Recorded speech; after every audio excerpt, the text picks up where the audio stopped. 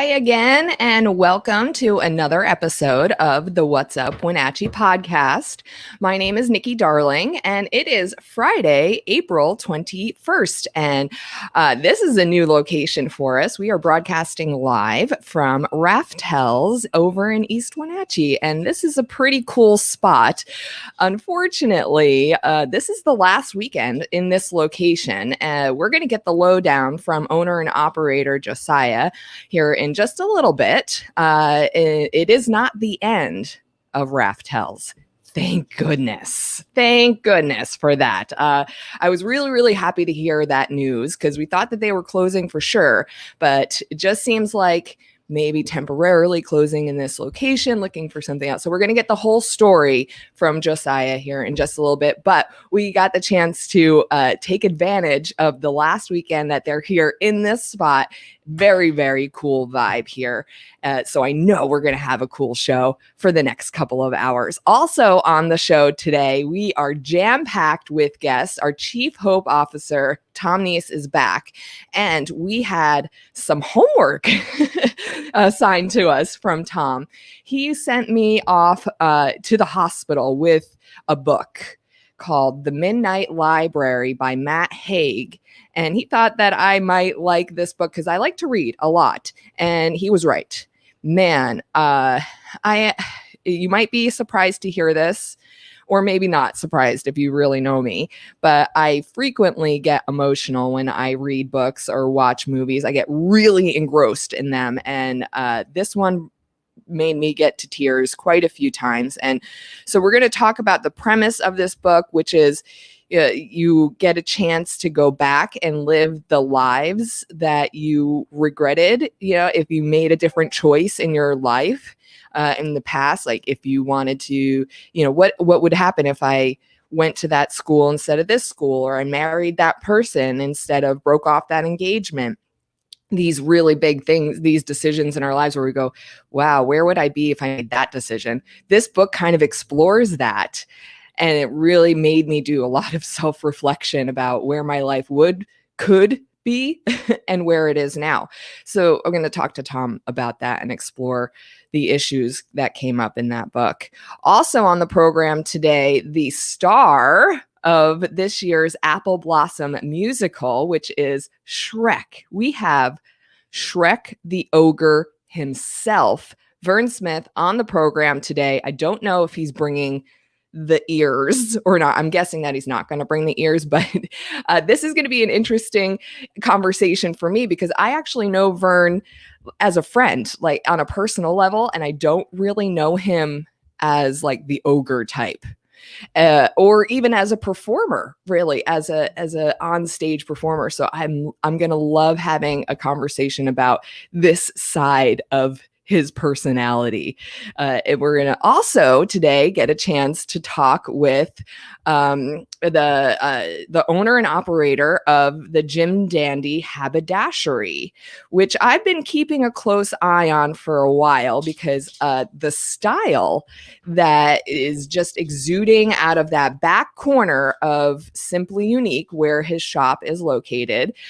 His name is Jim Harvill. A lot of people know him because he also is one of the band members from Older and Wiser, but he has this very unique male dapper style. And I say male because it's a way to just explain the aesthetic. It's not to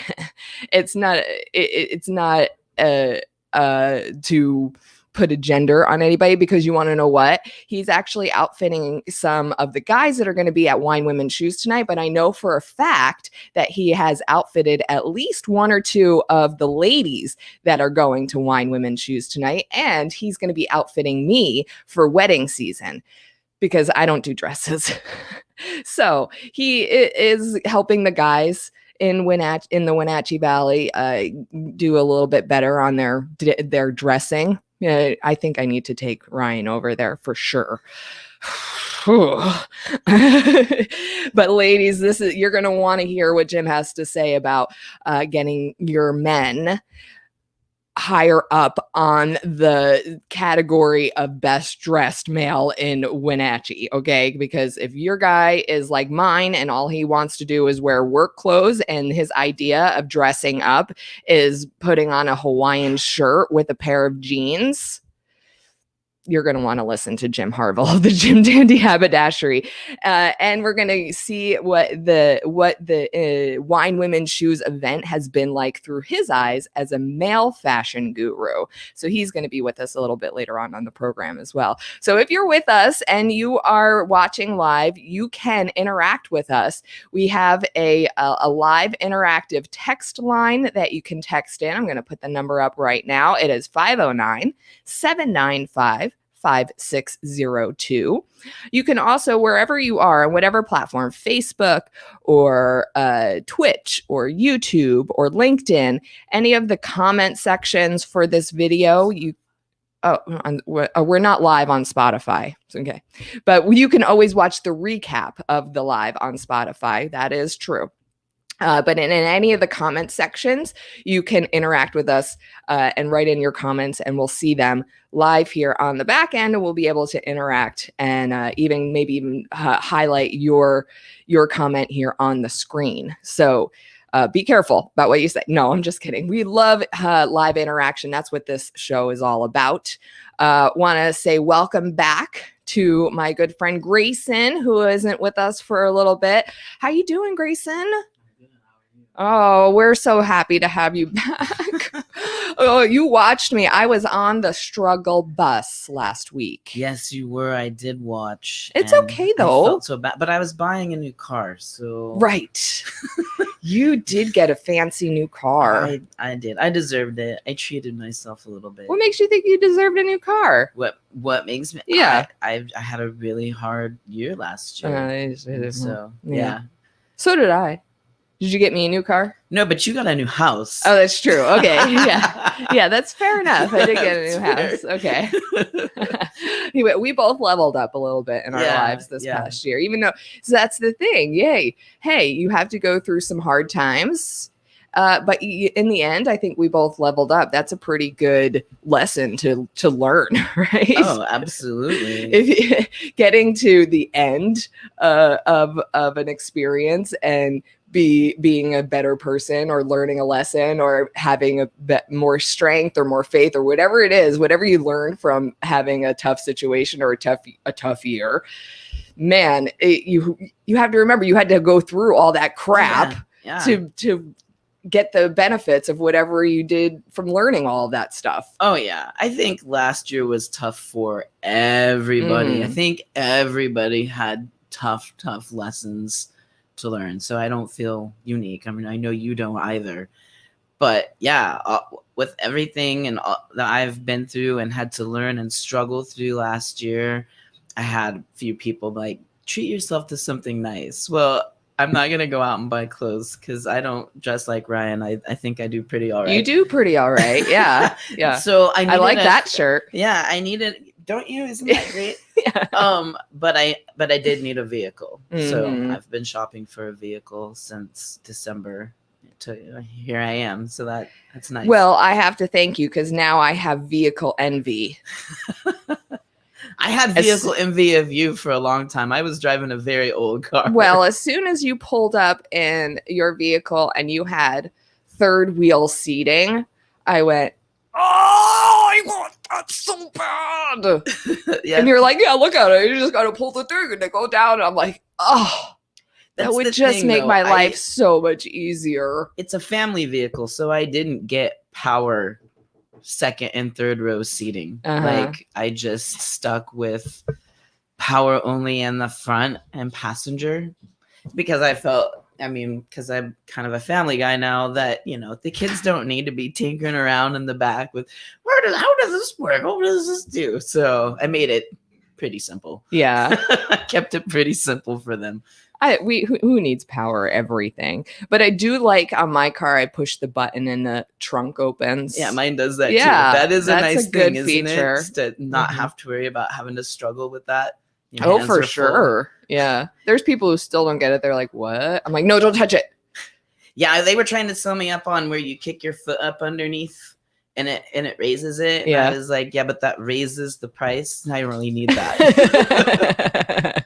I was like, let's keep this simple. Right. When I actually leased my car at first, because I leased it and then I ended up buying it out. When I first went on the lot and I went, okay, this is what I want. I want cloth seats because I don't like leather, but I need them to be cloth heated seats. That was literally my only determination. I didn't care really about anything else.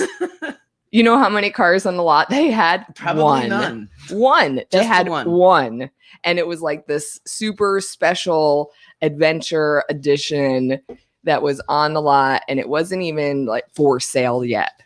And they're like, this is it. This is the one we have, cloth heated seats. And I'm like, okay, let's make it work. And it was just, it was that simple. Wow. Yeah. I'm a woman who knows what she wants. I admire that, and I appreciate that about you so much. But I want to give a big shout out to Cody Barker, who helped me get into this vehicle. I, on the other end of you, wanted leather seats, and I found a lot of the vehicle that I got with cloth seats in the basic package that I wanted. And I was like, kids, nope. Make it easy. Right. I want to be able to wipe that clean, even if it stains. Oh, well, Grayson, you know me. I did not. When I got this car, there wasn't a kid in the glimmer of my eye. Oh, I'm sure. So, yeah. How things change. Exactly. Right? See, now, had this not happened, I might have gone for like a special trim package and whatnot. But no.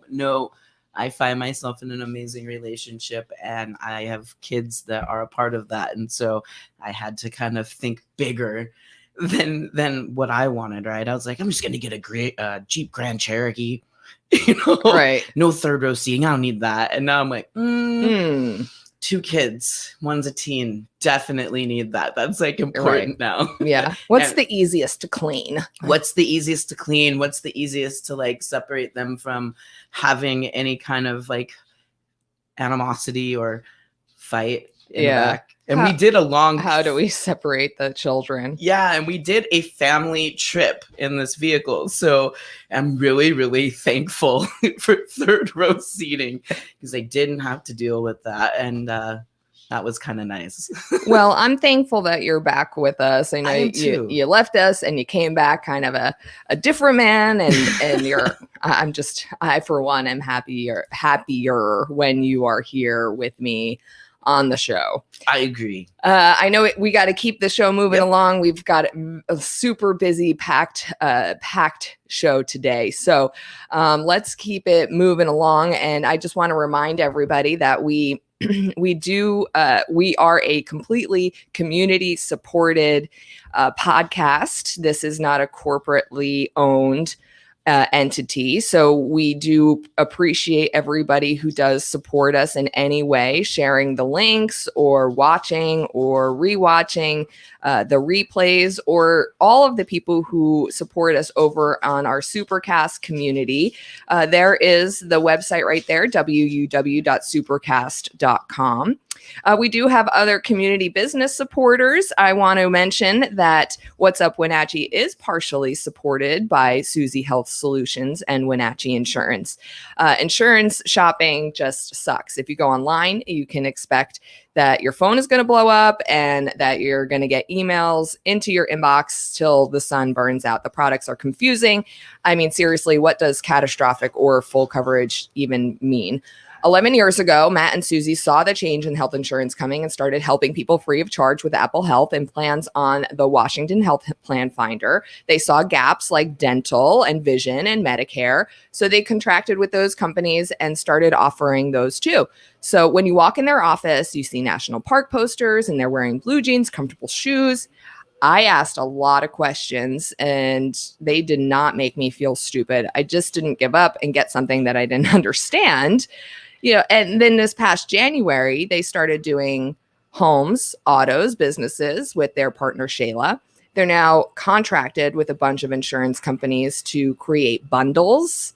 Everybody loves that word, bundles. And now they fill the gaps for those as well. So now you can go to one place, you get your health and your home insured Susie Health Solutions, and Wenatchee Insurance are both located at 413 North Mission Street and online at enrollmentcenter.org. Today is the big day for Wellness Place. They have their biggest fundraiser of the year. And this is actually the biggest fundraiser of any nonprofit here in the Valley. Last year was the first annual Wellness Place Wine, Women, and Shoes. And you can go back into our What's Up Wenatchee archive from season 1 or 2. It's one of the audio podcasts on Spotify or wherever you stream your podcasts. And you can go and listen to my interview with Julie Lindstrom. She's the executive director for Wellness Place, and she talks all about what Wellness Place does as an organization. They help cancer patients who are currently in treatment with gas cards and wigs and support and nutritional drinks. And but they're a nonprofit. So the more money that they raise, the more cancer patients they can help. And then, so this year is going to be their second annual Wine, Women, and Shoes. And they, and last year, I think they made close to $150,000 for this entire deal. And they do like a wall of wine, key to the closet. They have all vendors throughout the night. So I went last year. It was a whole lot of fun. And then they do this silent auction where they auction off big old prizes and trips. What last year was this huge trip to Nashville was a big one, or to the Bahamas. And then they do a fashion show. And a lot of they're trying to get as many local people in the clothing industry to show off their wares. And a lot of these cancer survivors are featured in the fashion show.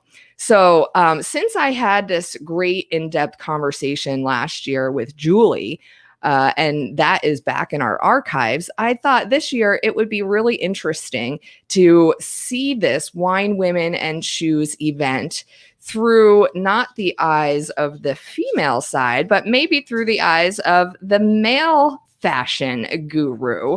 And that brought me to Jim Harvill, who's the owner and operator of Jim Dandy Haberdashery, who has this really cool opportunity, got asked to have his clothing, his fashion, his style be featured as one of the clothing ears in this year's Wine, Women, Shoes fashion show. So I have with me Jim Harvill. Thank you for being here with me today, Jim. Well, thank you for inviting me, Nikki. I really appreciate it. And I have to first off say, of course, you came 100% in style. Look at you. Well, I mean, my day job in court requires me to wear a suit and tie in case I appear in front of the judge. But this is actually casual Friday. You can't see me from the waist down. Stop it. But, I'm wearing jeans. So, yes.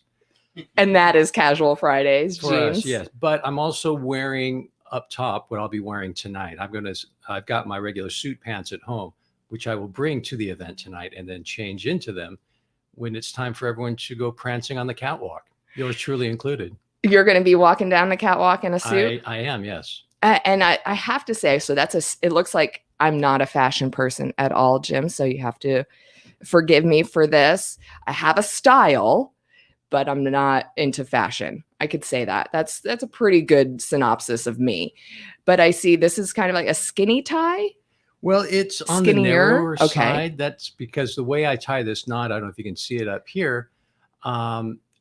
People ask me what it's called, and the closest it's a certain type of knot. Right. I think it's close to what they call an Eldridge knot. And when I've seen the pictures I've seen of them look a little different from the way I tie mine. So when people ask, my smart aleck answer is it's a forget-me-not. It's a forget-me-not.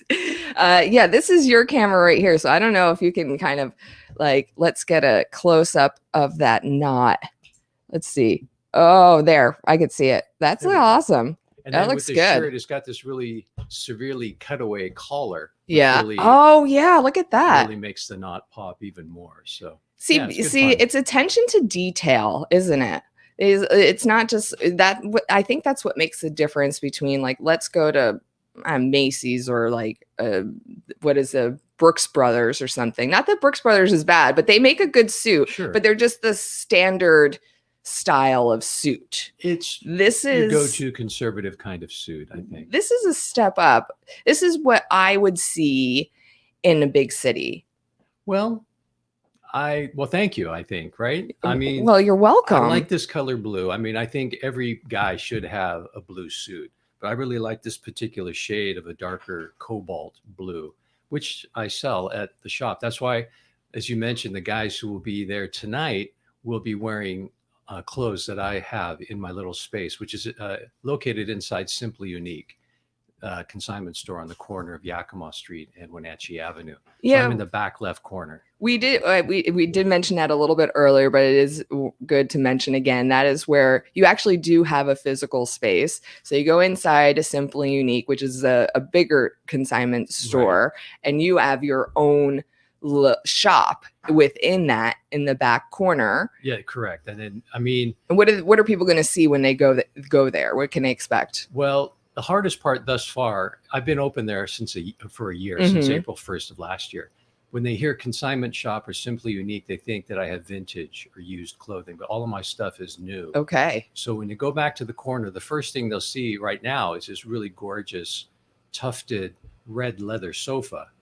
And then around that, I've got some mirrors, but I've got suits, this color. I've got black.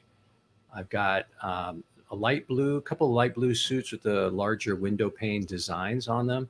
I've got designer jeans, some really cool button-down shirts, a lot of floral ones by the brand Rock, Roll, and Soul. I've got some really cool footwear, floral footwear, tennis shoes, boots. I've got a couple pair of shoes from this Turkish brand called Sibata. There's really bright green that I love, which I kept for myself too. So what else have I got? And I have some hats, socks, and pocket squares too. But it's just a 9x7 space. But I've got these two big windows back there, which bring in a lot of natural lighting, and it makes the space seem a little bit bigger than it really is. Mm-hmm. So that's what they're going to see when they come in. It's not, and they can buy stuff right off the rack. Of course. Okay. But I just implemented this new program called Made to Measure Suits, wherein I've got 5 suits hanging on the rack. They're not for sale. You try them on. Well, ideally, you'll call me for an appointment and we meet in there.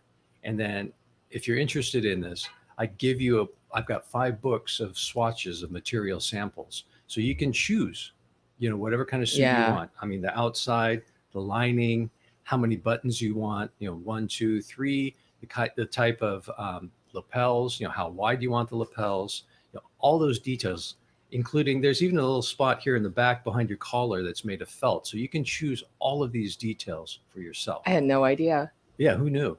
And then you try on these suits that I have, the sample try-on suits, and then I'll take measurements from those. Like, say, let's take the sleeves up an inch. It's got to be a little bit tighter around the midsection so it doesn't flow so much. So I'll take all those specs and put them on the paper and then send them off to the manufacturer where they have, the bones, as it were, the measurements of all the suits. And then they can just make the adjustments at the factory end, and then you'll have a made-to-measure suit. Oh my gosh! In 3 weeks. That's amazing. I mean, I work in the courthouse. There's nothing like that around here. There isn't. I mean, I work in the courthouse, and I work I know a lot of the attorneys, and I know they go to Seattle and have custom-made suits for, starting probably at $1,200. Oh, sure. And then the other end of that, you go to a retailer like we have here in East Wenatchee, and then you're probably paying, $300 to $400 perhaps for an off-the-rack suit that will more than likely have to be tailored. Altered. Yeah. So I fall right in the middle there. But I mean, you really can have a say in everything that goes into it, and it is your own suit at the end of the day, to your specs, to your kind of reminds me of the little old Italian guys who used to walk around with the measuring around their head, and they would just with the chalk line, right. And they that was what they did. They're fewer and far between, but that was such a specialized, personalized experience that has kind of gone by the wayside. That I love that you're hands-on personalizing the experience for people. Well, it's really fun because they can see what goes into this process, and then they can again try these on and say, well, this, I like the way it looks, but it's just maybe a skosh too wide over here, so I can just have that taken in. And guys are different, some guys like it more form-fitting, some guys don't. I mean, since you work in the court system, how in the world did you get into fashion? That's a good question.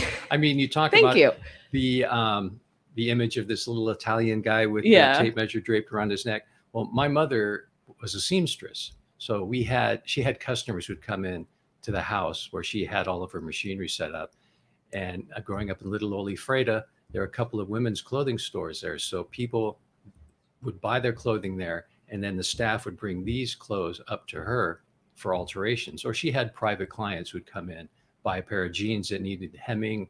Of course, she made clothes for me and my sister when we were little. And of course, I had a matching shirt like my dad's because mom made all of that stuff. So I was exposed to that, from the very beginning, basically. But I lived abroad for a long time, and I got to see different fashion styles. I lived in Tokyo for like 6 years of my post-college life, and I moved to Spain after that. So I got a chance to see just the different styles, different colors, But since I'm suit and tie every day, I like to kind of spice it up a little bit. And rather than your, I don't want to say boring, but your standard navy blue, dark gray, or black. I mean, those are important pieces to have, I guess, in your wardrobe. But I like to go vary from that. Yeah. So do you find that the male population here in the Valley could use a little help in the fashion department? You're so diplomatic. I'm trying. I really do try. My gut tells me, but even before I started this, my gut told me that I think guys really wanted and want to step up their game. But, Mills Brothers was the go-to place in town, but they're gone. Yeah. So and I picked Sam Mills' brain, a couple of times before jumping into this venture. Okay. And, my gut tells me that guys want to step up their game, but, they don't know how, or we've not had the resources, especially since Mills Brothers is gone. So I can't put my finger on what percentage of guys fall into that category, but like what I'm really looking forward to tonight, because the main audience, I think, will be 95, 98% women. Yeah. I can tell you that 100% of their women want them to dress up. Oh, yeah. I mean, probably more than 95%. I can guarantee you that most of that audience tonight, we're talking about Wine Women Shoes, which is the fundraiser for Wellness Place, is happening tonight. And you get to be one of the fashionistas. Is it? I'm not I sure don't know. what the male term. I don't know what the male term is, but you can be a fashionista, I guess. Why not? That is outfitting a group of the fashion show participants. So tell me a little bit about the process that you've gone through. How long has it been, the past month or so, since you've been asked to do this, and actually outfitting these guys? Well, I received an email, kind of like a cold call email, saying, look, I've seen you around, I know who you are, kind of thing, from Jennifer. I can't pronounce her last name. Hennigan. Yeah. Yes. So she asked me if I'd be interested in outfitting some guys, because she said, we've got no problem getting the ladies to volunteer to go walk the catwalk, but it's kind of hard to find the guys. But she asked me if I'd be interested in, first of all, being a sponsor. So, sure. Yeah. And then outfitting some guys. So my thought was, I'll donate to the cause. So I had the guys come in, they came in my little space, and then beforehand, they told me what their measurements were. So I can kind of narrow it down for them. I'm surprised they even knew what their measurements were. Most people, especially guys, don't know. Well, they're jeans, I think, and their shoes. Oh, okay. Yeah. Stuff like that. Fair enough. So I gave them each a pair of jeans, and then as well as a button-down shirt, that they can just, take away from all of this. Yeah. And I'll be showing up with some footwear for them tonight that they can wear while they're on the catwalk. But I'm not giving those away. But nor am I simply just asking them to wear my shoes just to wear my shoes. I want to make sure that everything matches up. Of course. So that was it, really, just getting the people to come in, try stuff on. And they came in, a couple of them came in with their significant others to get some feedback. So, I mean, and then I gave them my honest feedback about that stuff. I said, this is going to work really well this way, and try the shoes, or maybe you want to do this, do that. Do you want a wider leg? Do you want a more narrower leg?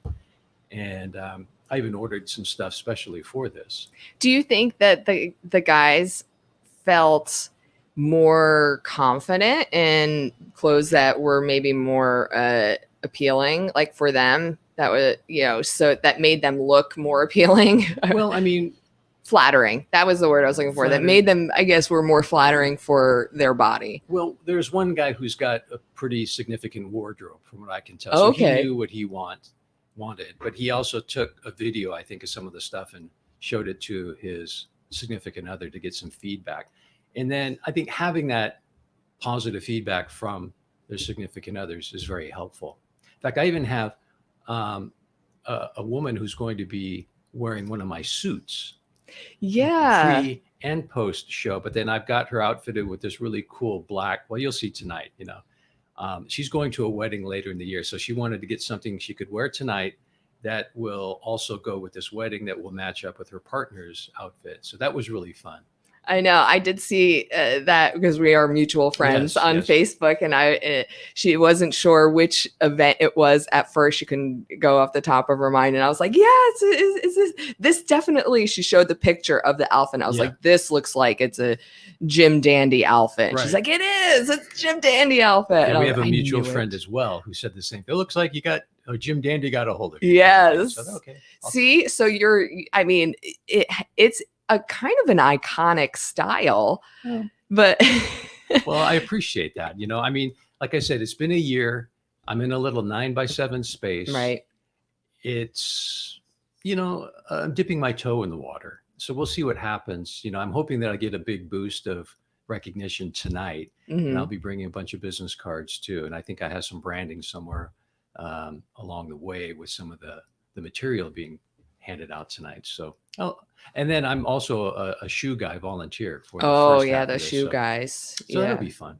This whole event's going to be great. Great cause. Well, I think we're going to have to get you on to do a male fashion podcast. There we go. Doesn't that sound like just what this valley needs? I believe so. Some fashion tips from the haberdasherer himself. Right. That's such an underutilized word. I wanted to throw that in. The haberdashery. I think I had something that says proprietor with my name after it, but a haberdashery needs a proprietor, not an owner. Yeah. Oh, so. That's true.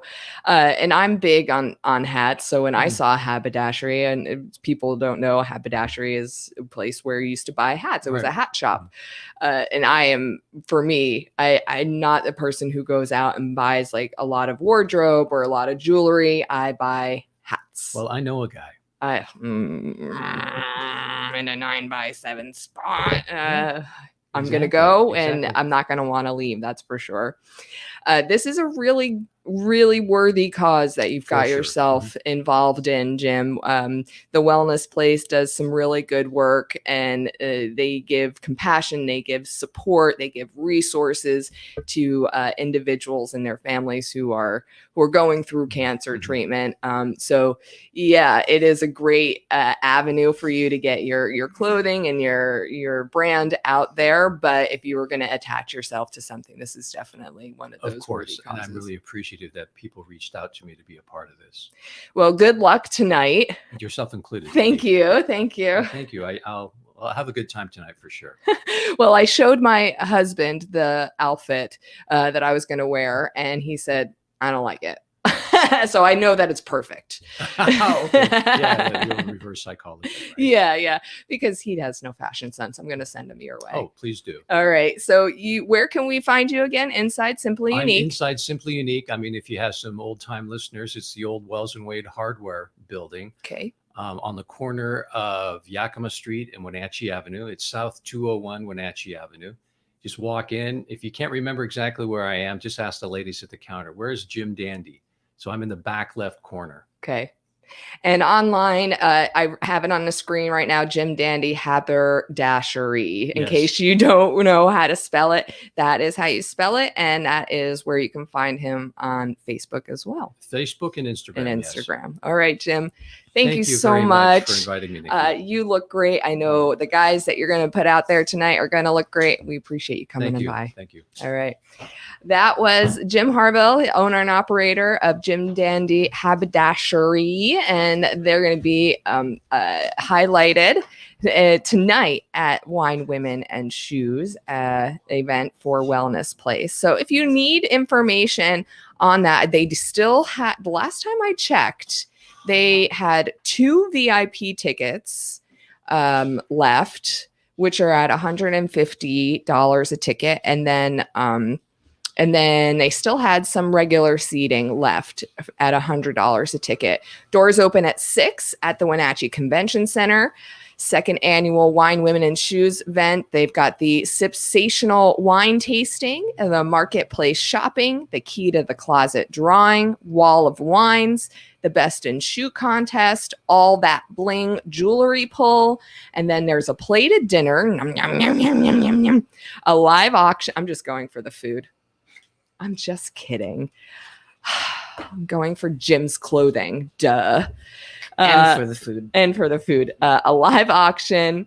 They've got the shoe guys, fabulous fashion show, and they're going to highlight some of the cancer warriors. And again, Wellness Place, they give the resources and support to cancer patients during their journey all over Chelan, Douglas, Grant, and Okanagan counties. Gas cards, wigs, person-to-person support, nutritional, educational support, nutritional drinks, and webinars. Dr. Sandra Villano is a big part of that organization, and she is a naturopath, and she is also a teacher in that arena. So look at this. I can't get it to go down. It's just gonna stay up, and that's gonna be it. I look like a quail today, Grayson. I don't think so. I think you're doing your own thing. I always do my own thing. Your calic is definitely doing its own thing too. I have my dad to thank for my calic. Wellness Place, Wenatchee.org if you need tickets for Wine, Women, and Shoes tonight. So I want to thank Jim again for coming on the program. He's such an awesome person. And I said earlier if you guys watched that quick live, that he wears a lot of hats, which is very apropos for him because he owns the haberdashery. But he does because he works for the court system, and he owns this haberdashery, and he's in the band Older and Wiser. So, and that's just like what we see public facing. Like, that's not even his personal life or his social life or any of the other wonderful things that I'm sure are part of Jim's life.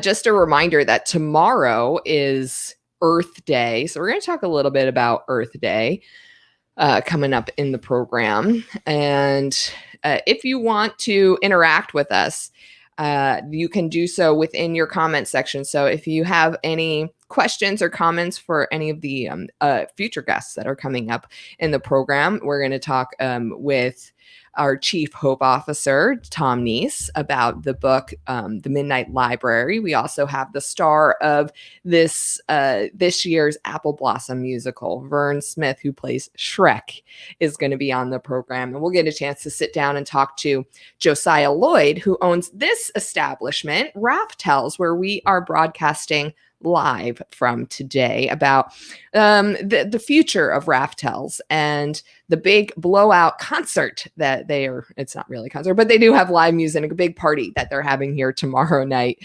to celebrate the kind of the last weekend at this location. So we'll sit down and figure out what is the future for Raftels, right? Mm-hmm. What did I want to go to next? Oh, what are you doing over there? Oh, I'm doing what I'm supposed to be doing. Oh, checking the feeds. That's right. Okay. So I did want to bring up to you. I want to tell you this story before we get on and talk with Thom, because it has to do with the Wine Women shoes and the fashion show and that. And so I was telling Jim, I don't know if you were paying attention. Were you paying attention? Here's a pop quiz. I was telling Jim that towards the end of that conversation that I showed Ryan the outfit that I am going to wear tonight to Wine Women shoes. And I was all excited about it because I don't know if did I show it to you? You kind of told me about it. Okay, I told you about it. So you painted a picture rather. So the plan, this was the plan, was I wanted to get something from a local person. Correct. Right. And so I reached out to Stupid Stitch because I really like her style and I have never worn anything of hers before. And she's incredible. And she's incredible. Because you showed me a lot of what she does. She is. And I love tie-dye. I love gradients. I love that. I love patchwork. So I just really like her style. And I'm not super femme. It's just not the way that I am comfortable. Right. So I bought this bleached fit flannel because I love flannel, and it was in red, white, and black, which is perfect. Your colors. That's my colors. Yeah. So I bought this thing. I was so excited, and I brought it home, and I'm like, here's what I'm gonna wear. But bear in mind, I have to iron it first, and I'm trying to tell him like I'm gonna wear it with the my black leggings and these boots, and I'm gonna belt it, and like I didn't even get a chance to say any of that, and he goes, "Ugh, you shouldn't wear that. That looks junky." Speaking of like how he dresses, and people have no idea how he dresses. He'll wear paint, mud, dirt, ripped up pants with a shirt that's like been on him so long that it's like disintegrating before your eyes. Holes. Yeah, the guy doesn't have a nice thing in his wardrobe except a Hawaiian shirt, right? Like that's his idea of dressing up. And that's junky. And I just like, you can imagine, I was just so like taken aback. And I was like, I was like, no, this is like so like ahead in fashion. She used to do this in LA. Like she's so talented fashion wise. He's like, I wouldn't wear that. And I'm like, okay. And I kind of walked out of the room and took a minute to myself and I went, but wait, consider the source. Just okay, Nikki, consider the source. I really had to breathe it out for a minute. And I went out and I said, okay, honey, like I love your honesty. Right. And before people start crapping on my husband, there's a reason why I told this story. Okay. There's always a reason. Yep.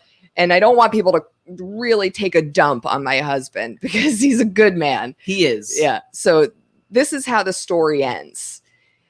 I went back out to him. I said, honey, I just love your honesty. I love your brutal honesty because if I just know that I'm always going to get it from you, no matter what the situation is. Your approach is terrible because you're mean. Like it's mean. And he's like, I didn't mean like, and he was taken aback at that point. He's like, wasn't meaning to be mean. I'm like, really? Like you saying those words in that tone, you weren't meaning to be mean. No, I wasn't meaning to be mean. Well, that's how it was taken. Like I took it as you being mean, and I felt insulted because I felt like you were insulting my judgment of how I was going to present myself at this event. And I felt kind of just hurt that like you didn't come back and say, well, that wouldn't be what I would choose, or just a different, softer approach. But I know that you're going to make that outfit look really good because you always look good when you go out. Something like that, right? There's just different approaches. And then he kind of had to go away for a couple of minutes and take a couple of minutes. And And then he came back to me and went, you know, you're right. I really wasn't meaning to be mean. I was just, you know, I give my opinion. I give an honest opinion, but I don't want to make you feel any certain way. Like, I know I can't make you feel a certain way, but I don't want things that I say to land not the way I'm intending to. So I'm really going to work on that.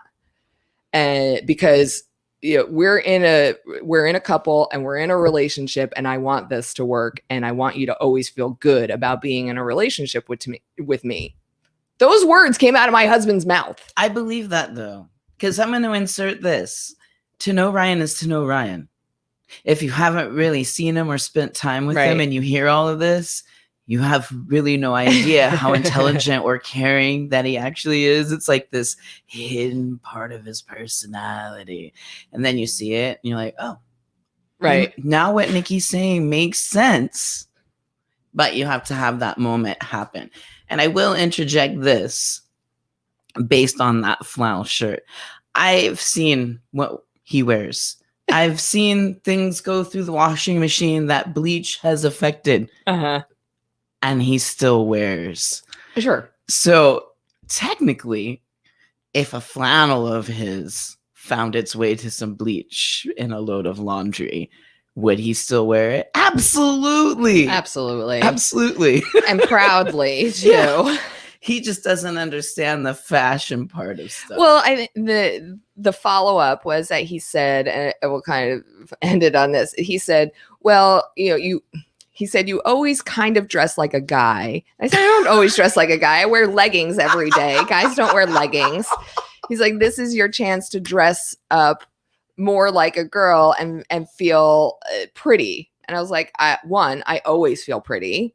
And two, what I wear doesn't determine how pretty I feel. And three, wearing a dress to this event is going to make me feel uncomfortable. So I was actually trying to take care of myself and wear something that I felt comfortable in and find a happy medium. So I didn't have to dress really super femme, but I looked dressed up with a belted shirt and leggings and nice boots. And then I would do my hair and makeup. And that would make me comfortable and feel confident in a room full of other people that always makes me feel very uncomfortable. And he was like, well, I never thought of it that way. And I said, if you want me to get dressed up all feminine, you know what you do? Take me out on a date. Ooh, I have to high five this. Yes. I second this. Bring this to motion. And that ended the conversation right there. Boop. Thank you. You're back. Good job. Nicely played. But that's why I love my husband, because we make it, that's why it works for us. Yeah, we understand that one, we accept each other for who we are and for what we love about each other, and also the things that we understand are character defects for each other. And on top of that, we are dedicated to working on ourselves, our self-healing, our self-growth as an individual process, as a means to making our marriage work. And that's the only way it's going to work. That's beautiful. And that's a beautiful segue into our next guest. I absolutely believe that. So I'm going to say goodbye to you, and I'm going to make some room here to get our next person on, which is my good friend, Thom Nees. Who has become a very good friend in a very short amount of time. But that's usually how it works with people who are like your soulmates in the world. I truly, truly believe that. So I'm not going to spend too much time with any introduction because you've been on the show before, Thom. But I will say that we are here with kind of a specific purpose. And I haven't had anybody send me away with homework in quite a long time, but you did. You sent me away with a little bit of homework. I want to make sure that you're close enough to the mic. We hear your. How about that? Oh, you're perfect. By the way, Why? I will tell you that initially I was thinking cockatoo. Cockatoo, But yeah. then I think quail actually works better. I think it does. I Thank was over you. there in the In the green waiting room? in the green room, and I was looking. Oh no, that's definitely a quail. Yeah. California quail specifically. Yeah. Now we're getting very granular. California quail. Well, it's Yes, we're gonna have to take a screenshot and do a little side by side. But I think you are right. How have you been since the last time I've seen you and talked to you? I've been doing well. Okay. Yeah, feel pretty good. Okay. Kind of bouncing along on this life's journey, like many of us are. I know. Same here. That as we talked last time, it's trying to level out the mountains and the valleys, and find that stasis in between, and that's good. I know. Where I don't even know where we left off the last time, but when we ended, you gave me a bit of homework and gave me a suggestion to go off and read this book that you thought I would enjoy called The Midnight Library by Matt Haig. And did you think that I would read it so quickly? I honestly, I did not have a definitive expectation. I kind of so I love Sting's analogy of song. It's a great analogy. It's you put your best hopes and dreams and you throw it out onto the ocean, and you trust the ocean to deliver it, and that the ocean can be trusted. When somebody gets it and how they get it has more to do with the ocean than it has to do with you. And so, sometimes I just throw that idea out on the ocean, so to speak, of your life. And I was pretty confident that at some point you would pick it up. So I really didn't have an expectation of when you might, but based on our conversation that we were having, I thought you might find some insight in it and enjoy the read like I did. I had a friend, good friend, Michael, share this book with me, and she recommended it, and I just thought after reading it, it's a great read. I love the way that he wrote the book, that Matt wrote the book. Yeah. I love the character, development, Nora, and of course. Let's give the people like the premise of the background premise of the book. So the premise is that there is this library that contains an infinite number of books, and each one is a story of another reality, and one that tells the story of your life as it is, and then there's another book for another life that you could have lived if you had made a different choice at another point in your life.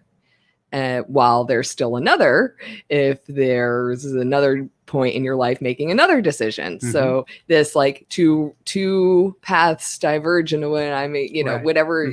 And all of those different branches off of that tree are now a different reality. And then this main character, Nora, ends up at a very low point in her life. She considers taking her own life, ends up in this midnight library with this infinite amount of books, and then it gets to explore different parts of what her life would possibly be like if she made different decisions. If she had a different career, or if she didn't break up with this person, or if she became a glaciologist, I think was one of the other ones. So, or continued in a rock band. Continued in a rock band. Yeah, exactly. Yeah. I would throw out there too that one of the significant books before she gets to any of the others was the Book of Regrets. And the Book of Regrets, I think, is what connects it connected me to this, and I think connects the human soul to this journey, because I think that's what drives you and causes you to look back over your life and say a specific regret. I wish I had done this. Had I done this, I wonder what my life would have been. And I think all of us have asked that question, Yeah. at some point in our life. But you can imagine Nora opening this book of regrets and becoming overwhelmed by it. It is overwhelming. I think it is. And I think that's why I think it's so identifiable just in the human condition to open this book and think about all those regrets that you have. And again, all of us have them. I don't know I wonder if that book of regrets is higher in a hierarchy. In my mind, somehow some are big and bold and some are mid-size regrets. Other ones are smaller regrets. And that kind of is how I envisioned it, because I'm a very visceral person. And as we go through this with Nora, and there's these big ones that she ends up exploring, like we just gave you that list that she explored, the glaciologist or the breakup, or I found myself inputting my own regrets. My own big ones, the big, bold ones that probably would have slotted in to these ones that we walked through with Nora into the book.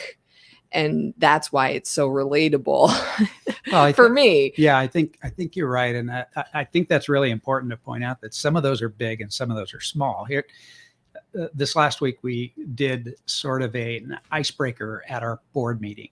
And the question was, name somebody who has had an impact in your life.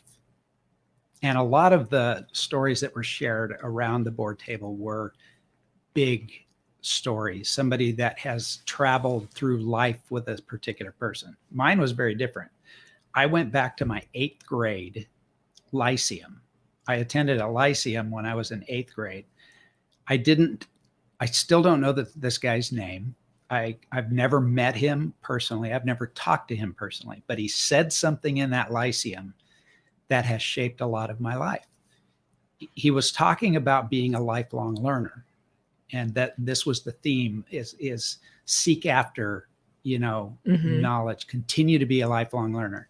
And then he made a statement. He said, you can choose today to not be as stupid tomorrow as you are today.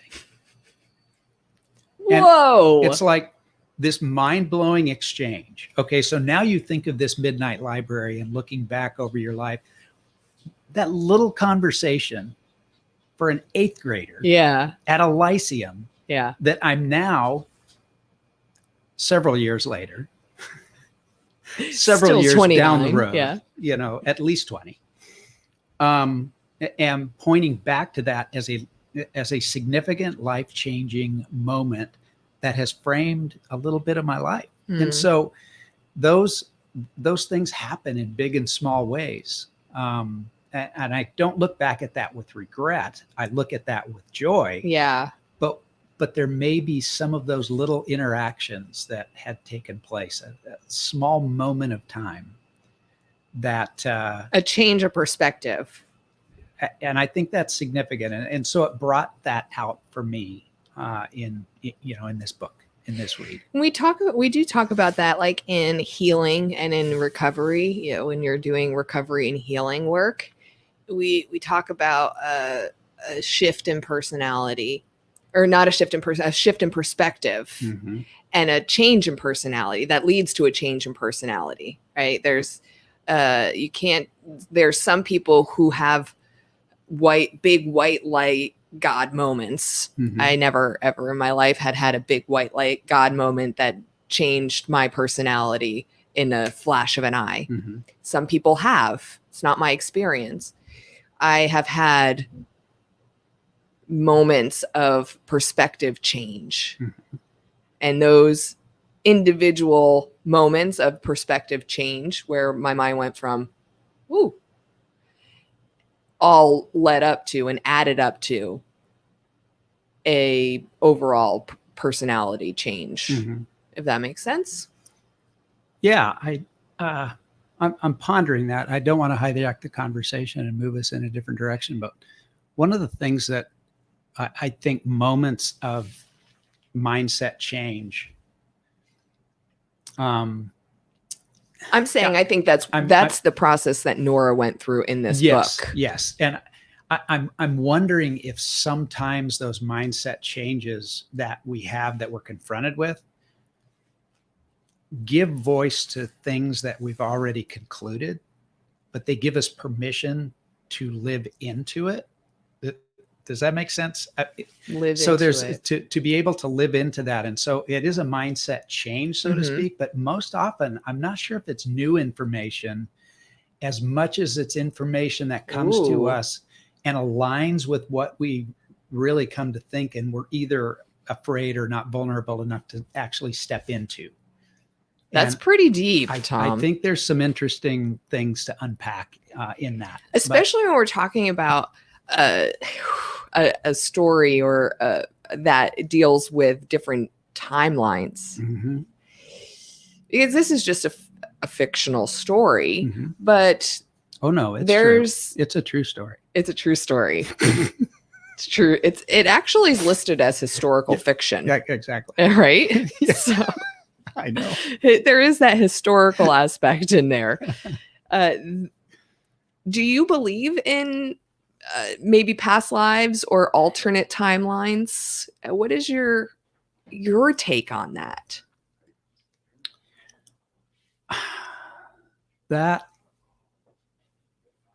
That's a very interesting question.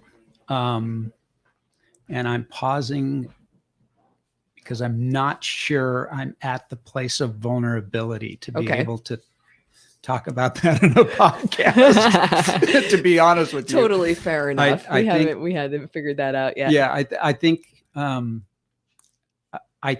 there is more going on in the world, in the universal sense of the world that we can possibly know and understand.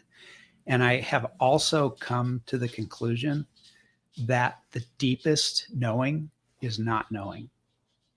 We live in an information world where it's all quantifiable, particularly in our Greek Roman mindset of dualistic thought, where there's black and white, there's yes and no. We put things in certain categories, and I think there's way more that is going on in the universal and even metaphysical sense than what we can know. And so I'm going to have to claim agnostic. Okay. Well, that's a pretty strong claim for you. I'm just kidding. But yeah, I get it. I have to say, I don't know. There is a part of me that does, and I will tell you why. And you're right. It does make you a little bit vulnerable, because I literally just went, oh, do I really want to tell this story? Because it does make you a little vulnerable. Yeah, it does. I tell people sometimes this reality of mine. About 4 years ago, it was me alone living in my apartment. Then it took me over almost a year to get adopt a dog, which is my choo-choo dog, my little Chewy. And now, like 4 years later, so I am Nora. Right? Like, I related so much to Nora because that was the life that she was living, and she couldn't find her purpose because she was living by herself. She wasn't happy with her life or her job or her career. She lost her job. She wasn't finding much purpose in it. She had this cat, her cat died. And so like, I was that person. I was like, if I died in this apartment, who would care? You know, I don't have any real purpose. I'm not helping the world out. I'm not advancing. I don't have any kids with the legacy. There was no person that was really going to miss me. I know that sounds really sad, but that was my mindset. It was pretty low.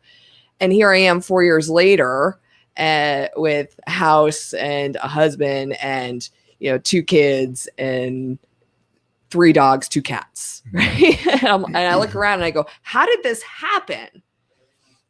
And sometimes I feel like I am living in an alternate dimension or an alternate timeline, because I was never meant to have a kid. And I say that kind of flippantly.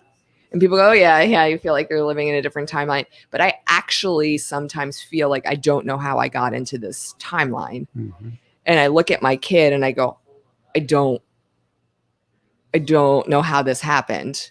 And it gives me happiness and gratitude that I'm here and I'm living the life that I'm living. But at the same moment, I feel scared because I feel like just as quickly as I was transported into this life, it can take me away. Mm-hmm. I could be taken back to the Midnight Library and be forced to live another extension, another branch off of this tree. And I go, I don't want to live another branch off of this tree. I like this life now. I like where I'm at. I don't ever want to leave my child. And I guess there's this subconscious fear that if it was given, it can be taken away. And I don't know where this, and I thought I was, and I've had these feelings since my son was born. Mm-hmm. And then you give me this book. And that's why half of the book, I am crying my eyes out because it, like you said, it almost vindicated something that was or verified something that was inside of me that I was feeling already. Mm-hmm. Yeah. Like, okay, maybe there is these other timelines, and I'm going, but I don't want to believe it because I don't want to leave this timeline. I don't want to go back to the Midnight Library. Mm-hmm. Yeah. But the truth is, in the book, once you find the life that you are happy in, you stay in that life. You're supposed to stay in that life. So yeah. Okay, let me stay. Let me stay here. Yeah, I think there is this. The conclusion that I came to, excuse me, out of this book was that we are living this life. If we go and there's no life we can choose that does not have a different list of regrets. There's any life we're living has the potential of delivering, and there's no life that we can choose that is always easy. As a matter of fact, I would suggest that choosing a life of love and openness and caring rather than indifference. And by the way, the opposite of love is not hate. The opposite of love is indifference. To live a life of indifference insulates you from some of the pains of life, but what kind of life is it? Is that really the life that we want to live? And while I can't guarantee anything to anyone that you'll never go through heartache of loss or of pain, the living a life of love and openness and a vulnerability is the life that I want to live, because it makes it fuller. It makes it, to me, keeps me open to the possibility that is out there. But I guarantee you, if you open your heart to this kind of life of love and generosity and hope, it will deliver back to you some pain. It's the nature of it. We can't avoid it because love. That's the nature of love and caring. And I've spoken this at funerals. I've said the grief that you are feeling right now in this moment of time is because there is a love relationship that you stepped into that you're now grieving that loss of. Yeah. And that's very real and that's very deep. But at that moment of time, there's nobody that would look back and say, I wish I hadn't lived that life of love for the pain that you're experiencing right now. Yeah. And so I think that's the way that life comes, is it makes it full, but it makes you open to pain and difficulty. Because what's the alternative, right? The alternative is that you're either not loving anybody at all, or you're living that life of indifference. And so when you're maybe break up, and if you're in a couple and you break up and it's like, well, what was the alternative? That you just you didn't have that relationship, you didn't have that experience, you didn't learn those lessons, you didn't have that affection and love and caring for another person, yeah, it might not have worked out, might not be where you ultimately end up, but the pain is there because you had a good experience. The alternative is that you're a sociopath and you have no feelings. Mm-hmm. Yeah, Right. it's part of being human. I think It's part of the human experience. The regular human experience. I Right. don't like the word normal. The regular human Right. experience. Yeah. Yeah. I think there's so what happens, I think then the book of regrets that she was looking at and our own book of regrets, we look back and long for change or for something to be different. You know, that's what regret is about. It's looking back and saying, I wish that wouldn't have happened, or I wish I had made a different choice.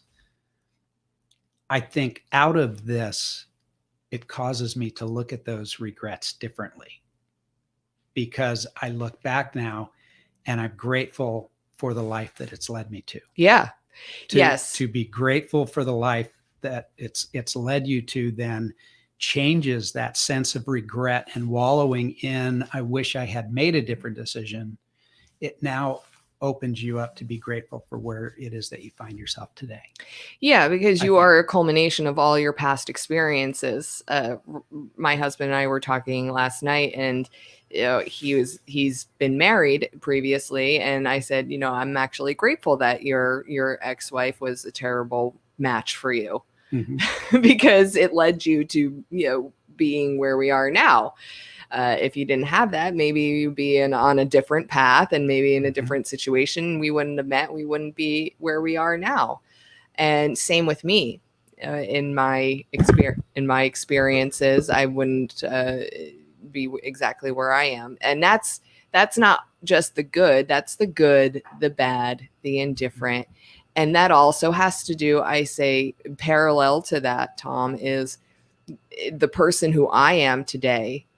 I like the person that I am today because it's a culmination of all the people that I've had to be to get to this point, right? And so that actually helps me reconcile my regrets. Because if I like the person that I am today, which I do, actually genuinely do. They still have character defects. There's still things that I'm working on. But if I genuinely like the person that I am today, then I can't regret all the other versions of myself that I've had to be to get to this point, because I had to go through all those different versions, no matter how crappy those versions were. And they were some crappy versions of me. I'll tell you that. I have been a really terrible person to some people in the past, and I have made those amends, and I have done that work on myself. But I like myself today, so I have to like those other versions, because they all were needed to get to this. They're all part of our story. Yeah. And if they weren't, I'd be a different person today. I'd be a slightly different person. In big and small ways, right? Yeah, in big and small ways. Yeah. So do you have final wrap up on this? I want to just mention the Mrs. Elms character in this book. I loved that there was this. I don't want to say it was like a god character, because it wasn't that heavy, but it was a guiding character. Every time they went back to the library, this was the librarian, helped guide them through the books, and they weren't trying to push their will on them in any way. It was just, there was a guide there. And I love that there was the point that was made that, like, you do not have to do this process alone. You never have to do it alone. Yeah. I love too that character, like, unlike oftentimes we have a tendency to want to give answers in moments of deep challenge and pain, to tell somebody what to think instead of asking good questions. And Mrs. Elms asked some very good questions of Nora that led her to the conclusions that she came to. And I love that about that interaction between that guide, if you will, and as you described her as the librarian, that there were guiding questions. And I think that is profound. When we can enter into relationships that aren't there giving us all the answers, but are asking the right questions. I think that's what I love to surround myself with. Well, I'm going to consider you my Mrs. Elms, and I'm going to be your Mrs. Elms. We're going to be each other's Mrs. Elms from now on. I will take that on.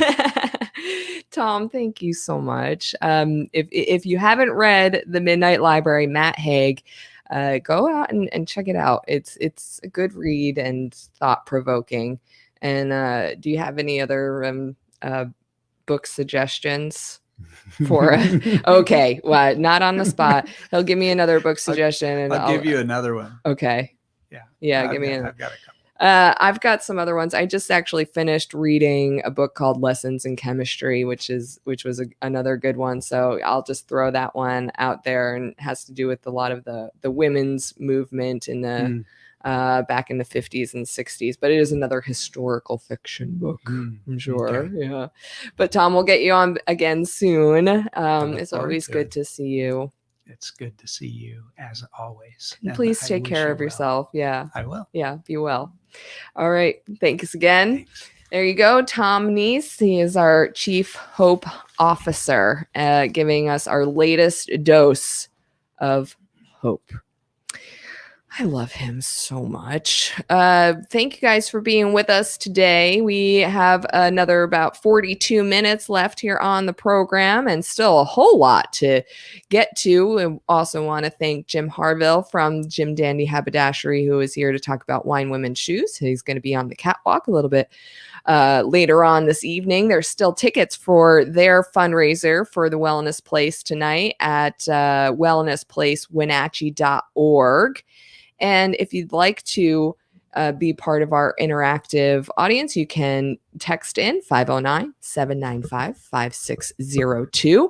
We are broadcasting live from Raftels in East Wenatchee, and we're going to talk with the owner of Raftels, Josiah, here in just a little bit later on in the program, and talk about what their future looks like, and also get details on that big party that's happening here tomorrow night. Coming up, I have the star of this year's Apple Blossom musical. His name is Shrek. No, his name is Vern.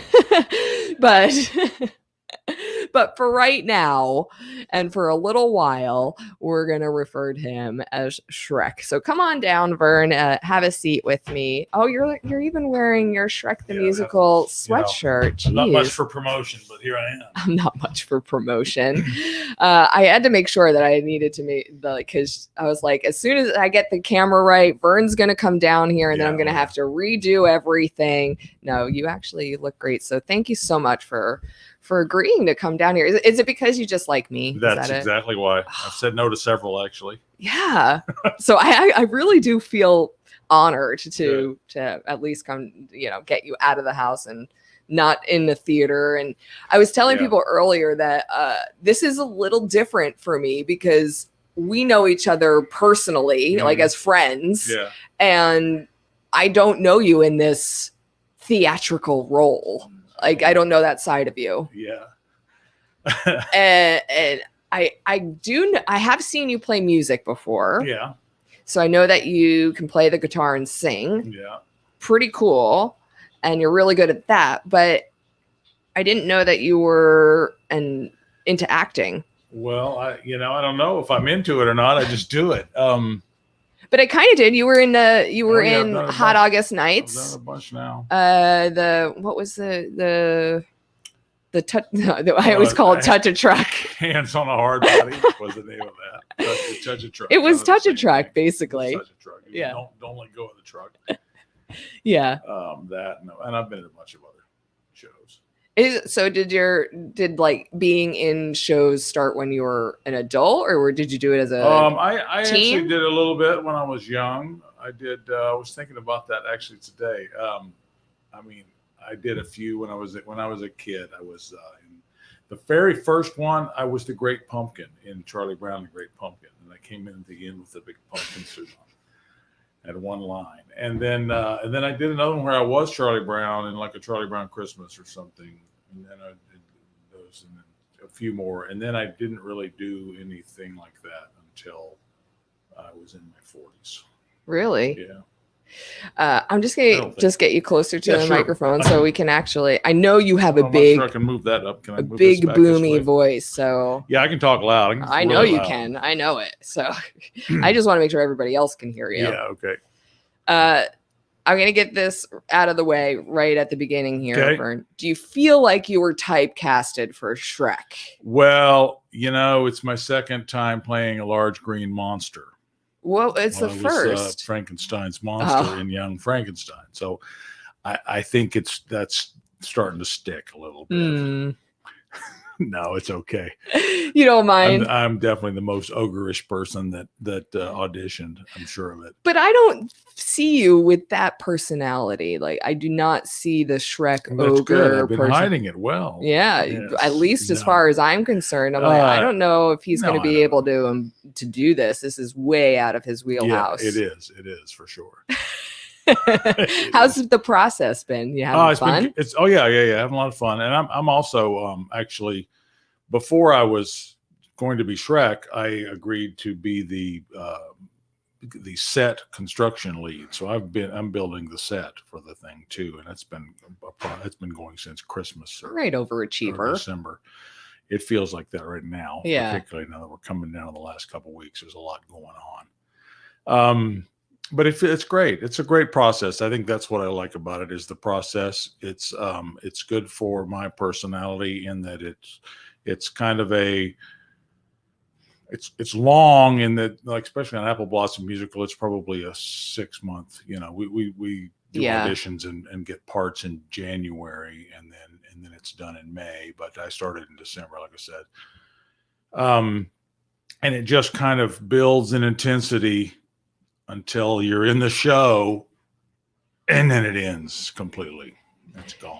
Do you ever get like, I know for me when I'm like, because performers have this where this trajectory is and then I always, the day after a show ends or I have this big show and it's over, I'm always like, you get a little letdown. There's a little post-show depression. That's part of it. Yeah, that's part of it. It's the whole cycle. And I think that's why people go and do more musicals. They're like, I need to go through that again. I know some folks who never really I don't have anything else planned and don't want anything else planned. But some folks are, the day that this is over, they're just like, okay, next. Yeah, what's next? And they get right into the next one and they start digging into that. And that might be cool too, but that's not what I'm going to do. Well, yeah, like like Matthew Pippin, he's always in everything. Yeah. The Aaron Mitchells, they just got to keep going, got to keep going. Yeah. But you find that you pick and choose if something's right for you. Maybe I'm self-conscious or self-aware, and that I know that I don't fit every role, and so. You didn't want to be the gingerbread. I don't. Well, right, and I don't. Shrek. I'm. Sometimes it's a small stage, and I'm a big person, and I don't want to be on that small stage in the wrong role or whatever else. And so I think this kind of thing offers me the right opportunity. Hopefully, anyway. I think the music's good. The songs are great. I like it. I'm enjoying it. Is it going to be a lot like the movie, or is it? Well, I mean, it's it's like the movie, but the music is all, almost all of it is original music that's just for the musical. They don't redo all the pop music. I mean, they're at the end we do I'm a Believer, but everything else is original for the musical, and it's really good music. It's great. Were you a fan of the movie when it came out? I mean, who was it? I mean, you got a whole movie full of like these fairy tale misfits. Oh yeah. Right. Like the donkey and the princess who doesn't want to be Yep. That's the captured or whole, you yeah. know captured, That's the captured or whole, you know rescued, and That's kind of the whole point of Shrek. gingerbread It's got cookie. to do with the misfits. Yeah. With people trying to Farquaad's trying to kick them out of the kingdom, because they don't fit. And Shrek comes in to just really personally to get his own swamp back. But by the end of it, he helps them get rid of the bad guy, and everybody lives happily ever after. It's a fairy tale. So Everybody except Farquaad. except for that guy goes down. He goes down pretty hard. Well, I'm wondering for you, do you relate to the Shrek character of like, I used to want to just be in my own little bubble. Everybody get off my lawn. And then it depends on the day. I still do that. Right? It depends on how much, if I had my coffee yet, or definitely at times for sure that, for sure that. And I mean, he kind of, I missed the, I'm glad I wasn't in on the deep philosophical conversations you were just having. right. But Shrek does kind of have an educational variety of the spiritual awakening as he goes through his experience here. And he comes out a much kinder and gentler person. You think so? Yeah. Oh, absolutely. Yeah, the spiritual Absolutely. awakening. But people wouldn't say that, and be like, Shrek has a spiritual awakening Well, through the course of the trajectory of well, the plot of the movie, of the musical, I guess. Some might. It's very Simon and Schuster of you. But it's true. It's true. It Very is true. We were, yes, just Very like me true. and Tom were talking about, the perspective changes that Mhm. lead to a overall personality change. That's right. Yeah. That's right. We all can do that in Yeah, some yeah. aspect if we put enough work into it. Yep. And when we think about, because I always relate everything to my 2-year-old, right? Sure. And Everything. how do I teach my 2-year-old manners, and how do Uh-huh. I teach him how to say, just do things that are normal, polite, everyday societal norms. Yep. Right? Oh, like yeah. wipe your nose, cover your mouth, those things. Yeah. But teaching societal norms is hard. Yeah, I think that if you act them out, they catch it. Yeah, I sometimes. think kids. Yeah, well, sometimes they have to do it the wrong way, and that's part of it too. But eventually there are those moments where you just like, boop. Oh yeah. Oh, I get it. Oh yeah. Yeah. Oh, for sure. It's those aha moments. For sure. And that eventually make up who you are. And I think that any main character in a story that's worth their snuff is going to go through that process, right? Sure. In a story arc. If it's written well, that's right. If it's written well. Yeah. So do you get to sing in this? Oh, a lot. Yeah, Yeah, really? I was singing. Oh yeah, Oh, big songs. Big songs. does it make you nervous? I mean, there's nerves associated with it. Yeah, I mean, I'll get a little of that here and there, but hopefully not too much, and once it's going, it's not, it's at the beginning. It's before it starts. You're nervous. Yeah. It's like, and then you come out, it's a little nervous at first, but once maybe that first song is done and you're moving, it's better then. Yeah. It's exciting more than it's. What do you have a favorite tune in the musical? Yeah, I mean, we all, the ones of us who sing this really like, it's called Who I'd Be. It's it's Shrek finally opening up to imagine a life that's better than being a friendless solo ogre living on a swamp, and all the possibilities of who he'd be if the fairy tale could come true, that stuff. And so it's a really well written song. It's the end of Act 1. So we have the May 3rd, Wednesday, May 3rd is when the show starts, Correct. goes till Saturday the 13th, Yes. 10 days of Mhm. shows. And there's like, what, 2 shows a day? Yeah, there's some probably days? there's a couple of those days don't. The Monday and the Tuesday won't have a show, but there's a matinee on a Sunday, and there's 2 shows on closing night, the 13th, I believe. I think there are 10 shows, whatever it came out to be. 10 days of shows, however many shows on those days. But I already have my tickets. I Good. talked to the pack, and they said they're about 80% sold at this point, Yeah. which is awesome, which is Yes. amazing. Tickets So are selling well. yeah, if you need to get tickets, you are going to have to do that pretty darn soon. So this is in partnership with the Music Theater of Wenatchee and the Numerica Performing Arts Center. All the tickets are done through numericapac.org. When you're not putting on the green ears, Vern, what do you like to do? What do you do? What? You're laughing. Well, I really wish I could have gotten into your brain to know what the first thing that came into your head was. I'm doing a lot of time in the shop right now for this stuff, and I do like building, set building things, construction. What I came out of, and I tend to go a little bit beyond construction in my own stuff, or at least beyond carpentry. See now, glad I know that. Yeah, for sure. Been doing some metal work in the garage here lately. I play, if my wife's watching, I hope not, but I play too much Fortnite. Really? Quite a bit of Fortnite. Stop it. Not so much now because I'm busy, but I play it every day. A little not bit. Anymore now because Julie's watching. She knows. I still got my work done.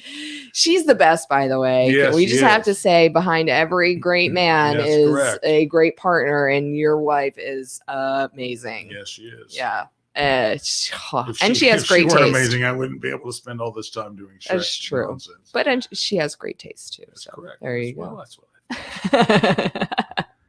I but kids. Yeah. But they're grown. They're grown. They around here.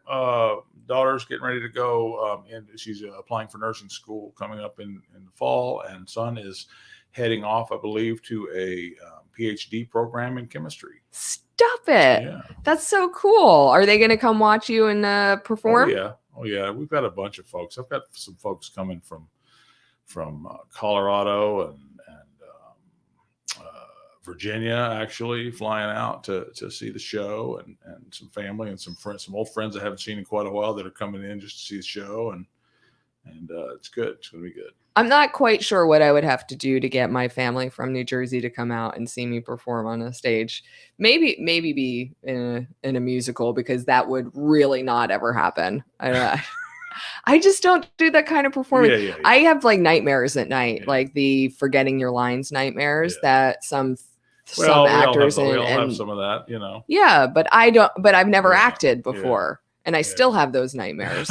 Like this isn't even my gig, and I still am. It's still a fear somewhere in my subconscious. It can happen, but we sure practice a lot, and try to get in. And this one's good because the lines are pretty. I want to say they're pretty conversational, and so like contextually, what are we doing?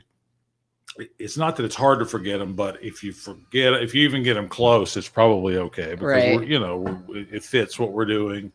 And if everybody knows all their lines, then it's not such a big deal if somebody, or if I fumble one or whatever. And I'm not saying that I'm going to, but if somebody does, we just keep going. Yeah. We just keep going. Yeah.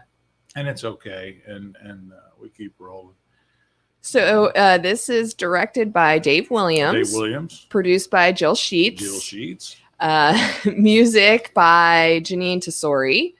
And you guys are going to stage Wednesday, May 3rd. We are. There's two Fionas. Two Fionas that are playing, Maddie Atwood and Haley Tolman. And they're both awesome. And there's changing nights, so you have to look at the ticket. Is that the same sales. Atwood that played Dorothy last year? Yeah. No. Is it which Atwood? Maddie. No, she wasn't Dorothy. No, somebody else was Dorothy. It is different. Don't throw me any questions and mess me up. I'm sorry. I didn't mean it. I didn't mean it. But they're very good, very talented, and so that's fine. The whole Atwood family is there. Yeah. No, it wasn't an Atwood that played Dorothy last year. No, it was a different young lady. No, it was a different young lady. I'm sorry. There were Atwoods in the musical last year, but it wasn't Dorothy. I don't think he'll be doing. He's doing a great job, but I don't think he'll do any of the shows unless I were to get sick or something, But we're trying real hard not to do that, and it's all been good so far. Well, just go home, go to the shop. Don't talk to anybody. Don't see anybody. Try not to do too much. What's the dragon's supposed to come today? Oh, really? The dragon's supposed to arrive today, although there was an issue with the shipment. We'll see, but it's coming. So is it a puppet? it's a puppet, big huge old puppet thing, and there's going to be a and puppeteer? couple of puppeteers, and 3 ladies sing the dragon part. They kind of share it and do it together, and they're awesome singers and performers. It's going to be really good. Wow. It's going to be great. What's the costuming like for you? Extensive. It's extensive. For me, I am the luckiest one. So there's like 47 people in the cast, which is a big cast, but some of those folks are playing multiple parts. So like multiple parts. Yeah. So they'll have costume changes. A bunch of them are really. And but for me, I don't have to change costumes. I am just Shrek. You're just Shrek. I am just Shrek the entire time. And but what is the makeup, hair makeup? So you got to put the ears on. I have a custom made cowl that fits me really tight, like this, and his ears, and then you got to go on nose green. and a whole bunch of makeup. And Cynthia Brown is helping with that. She's a GM. She's awesome. Helps with those things if you know her. Yeah, and she's doing the makeup for me for that. And that's a lot of green. It's a lot. I'm gonna wear the head is blocks out a lot of sound, so I'm gonna be wearing in-ear monitors, which is the first time for me doing that as a show. But I trust the PAC folks to make that work out well for me. And do you get to practice with the in-ear monitors? Yeah, but not until once we start doing makeup, once we start doing full makeup, then we'll have to have and microphones. Then there'll be a few full practices like that. Is the donkey going to be on all fours for the entire? No. He gets to stand up with his little hoofs. Oh, With his little hoofs. He's great. These are the questions that come up in my brain. Valid questions. The dragon was the other question, how that was going to work out, but how big is it? Well, I haven't seen it, but it's it's like it would fill up this room kind of a thing. It's when it's up high, it's probably 10 feet in the air or more. Wow. And then down. Well, because last year with the Wizard of Oz, they had pyrotechnics and they had to get the rigging, and there was flying. Yeah. There was Glinda in a bubble. There was a lot involved in last year's production. Is there anything like that's happening this year? Well, there's so one of the things I'm working on right now, and I hope that it works out, is I'm building a lift that lifts Fiona up in the air when the curse is broken, at the end, and then the window for the dragon has to come apart and break. Has to fall down and break when the dragon comes through to get rid of Farquaad. Is she gonna magically, as she lifts, gonna? You know what? Well, I'm gonna come to the show, and I'm gonna have to come to the show and watch it. Yeah, I can't do that. Can't do it. I'm sure it'll be magical, whatever happens. Oh, I do have tickets. I do. I'm really excited.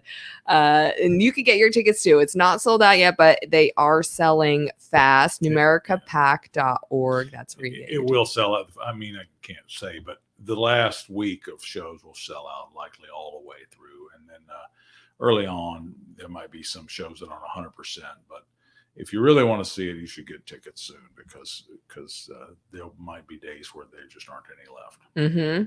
Or you're going to be sitting by yourself. You're like, I only can find one seat, and you just go sit by yourself, make a new friend. Well, that happens. I, for one, am planning to wear my own set of Shrek ears. And so you'll be able to find me. I almost brought those, but I didn't. Man. I had a 50-50 chance, but you'll be able to see me in the audience because I will have my Shrek ears. That's excellent. I'm going to be doing the youth parade. I guess we're going to do full makeup and do the youth parade, and some other folks will be in it. And then I think we have a Shrek downtown day where we're going to do the full makeup and go around and visit some of our sponsors, and just kind of be silly downtown a little bit.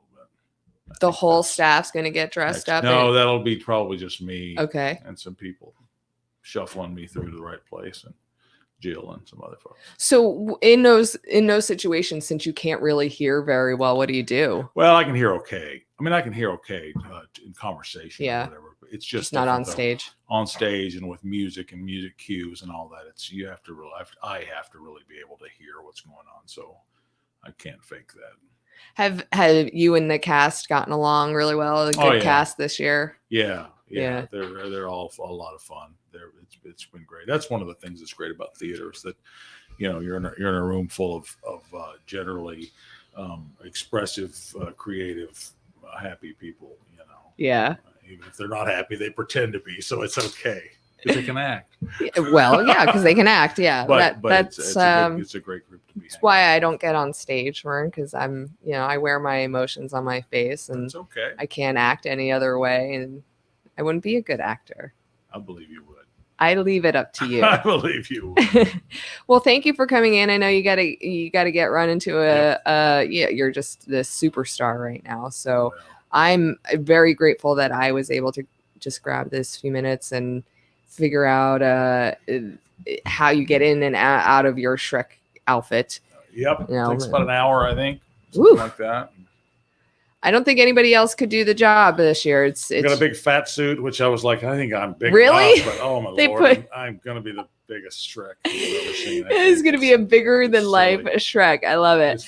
That's for sure. Starts Wednesday, the 3rd of May, goes until May 13th. This is Vern. He is going to be playing Shrek in this year's Apple Blossom musical. Thank you so much again. I would get up and give you a big hug, but I'm just going to take a rain check on that. Good. Okay. Give me a hug when I look like Shrek. Oh yes, I will. I love you. Bye-bye. All right.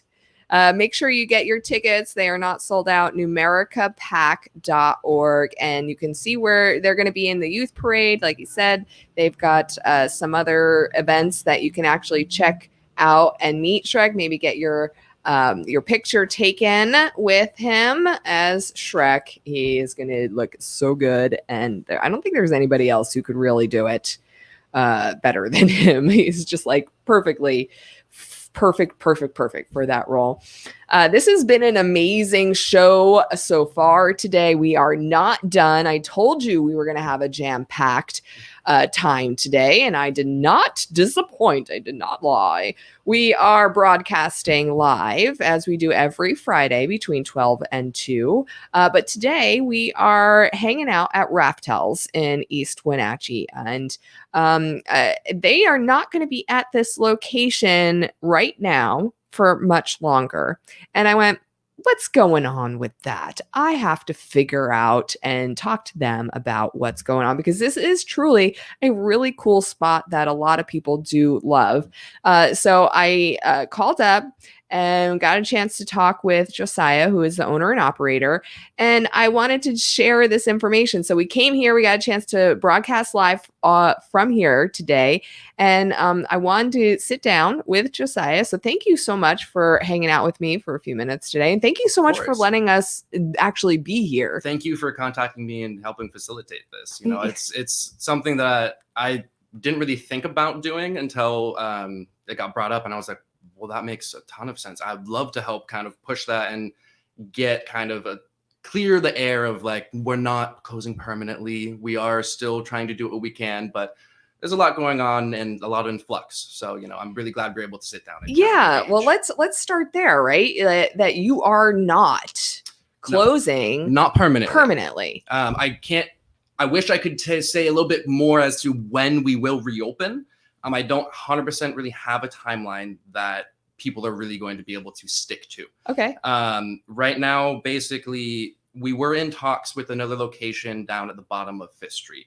That ended up falling through. Just unfortunately, the previous tenant kind of messed things up for, the landlord currently. And they're wanting to move away from a social space and more into, just typical cafe or something along those lines, which is fair for the situation that they had to deal with. Mm-hmm. So with that, it kind of pushed our timeline back a little bit. We were hoping to seamlessly transition if it was possible, but right now we're just kind of going back into storage. So we'll have everything still. We will reopen as soon as we can. It's just a matter of finding that right location and one that will actually work with what we need to do. And that's really the main reason we're even closing this location. It was a really hard decision because we put a lot into this place, a lot into building this community. And it's a really great spot, here in East Wenatchee. Like East Wenatchee is one of those places that is still being developed. And that was one of the reasons I picked over here, was because we don't really have a whole lot in the way side of a good, comfortable lounge space on this side of the river. Most of the time, my personal opinion, we kind of have like that little Las Vegas strip down here. You have Clearwater, you had Johnny's before they sold, and now that's going to be a new bar. I think it's going to be a sports bar, something along those lines. I can't really say too much of the details that I really don't have. And for the most part, people come down here because they want to either drink, they want to actually have a party, or actually. Yeah. So why don't you, for people who aren't familiar with what Raftels is, why don't you tell them like what it is and what it will continue to be? So I didn't really intend on creating this by any means. I kind of fell into this just following the toolkit that I was given. So the toolkit for me for synchronicity, or really finding your current in life in any way, it's really simple. It's at any given moment, find your highest excitement that you have in that moment, right? Whether it's person who's drawing you towards, or an action, or just a passion you have.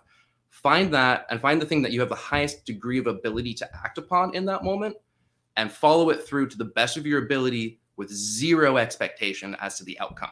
And that's the key, is zero expectation.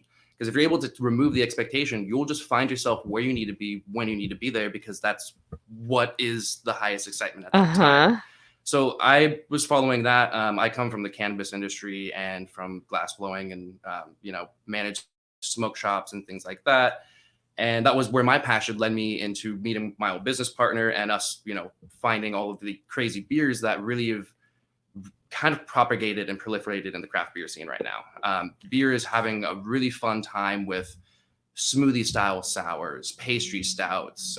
They're taking kind of old styles of beer and flipping them on their head and being like, let's put rainbow sherbet ice cream and passion fruit and star fruit puree, and so it has the body of a smoothie, but it's a 6.5% beer.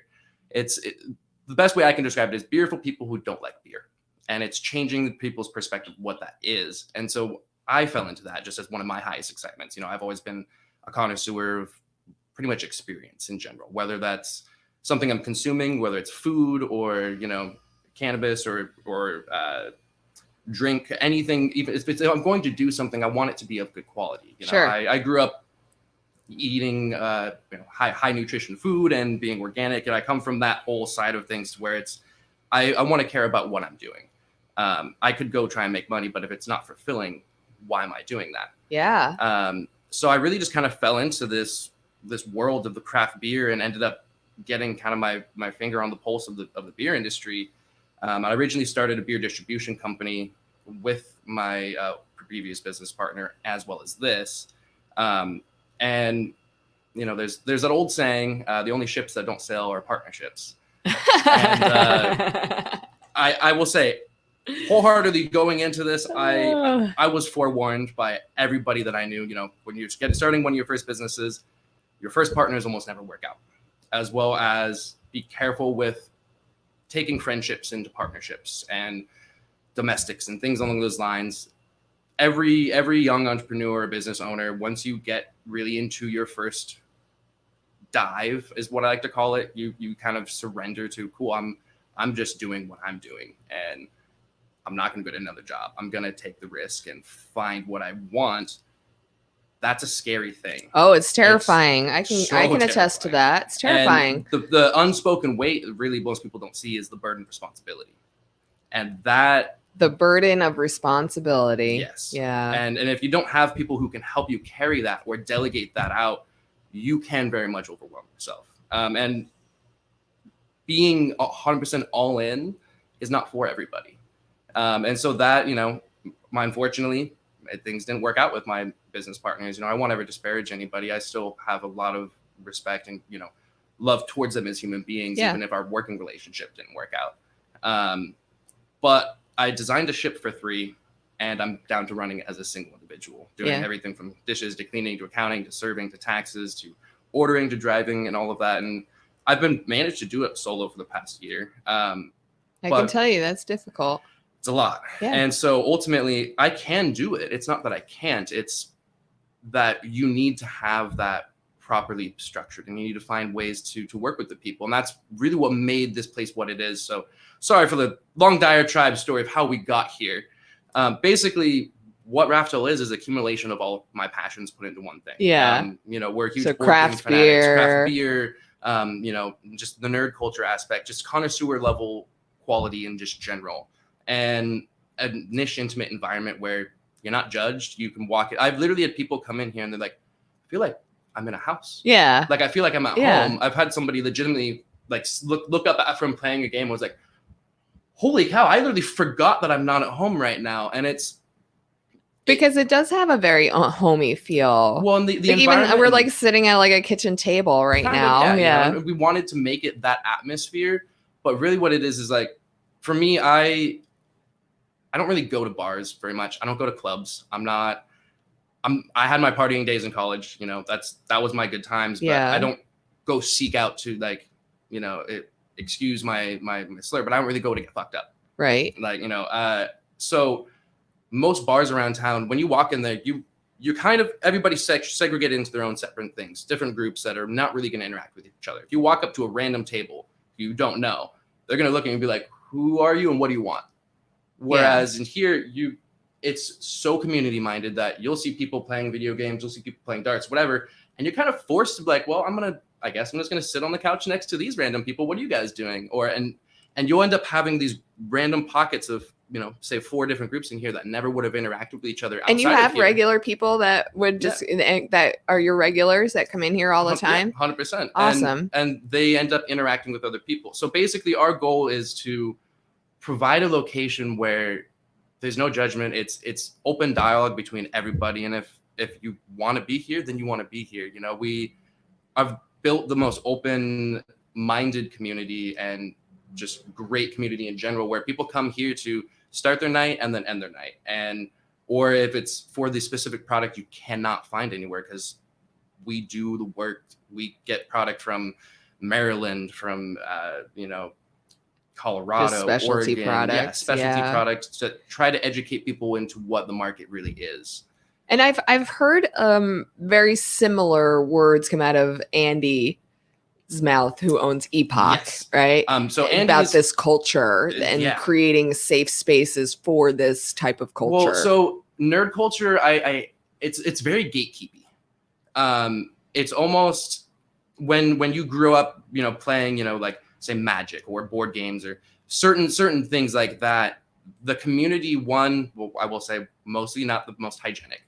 I'm not bashing on anybody in general, but we tend not to be. And so 2, we're very odd individuals a lot of the time. A lot of us aren't even neurotypicals. You know, we tend to be either somewhat spectrum individuals or atypical in different ways, where they don't know properly social interactions a lot of the time, or they're not used to it, how to interact on a social construct level. And so providing a place for that is super huge. I mean, we have a few game places around town, but you go into them and every time I've been in most of them, it's that whole deadpan scene. Everyone goes silent and looks at you, and it's just like, oh, now I feel uncomfortable. Yeah. Okay. Like, Yeah. sorry. I just wanted to like learn, you know, what's up. But a lot of that community people who are wanting to get into it, like our generation from the young 20s to, you know, even up to, I would say 45, we all grew up with these ideas of nerd culture and Magic and Dungeons and Dragons and all these types of things. But so many people are afraid to actually involve themselves in it. And so, you know, speaking back to Andy, I love that he's doing what he's doing, because he is basically the complementary business to what we are.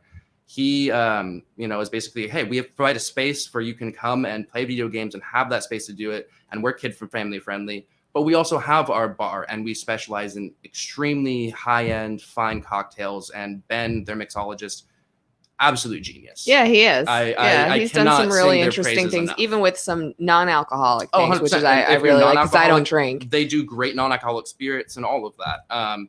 They're very cocktail based forward. Yeah. And so that's why we're so complimentary, is because they're basically like, hey, come bring your kids and experience a nice drink and have a good place to hang out.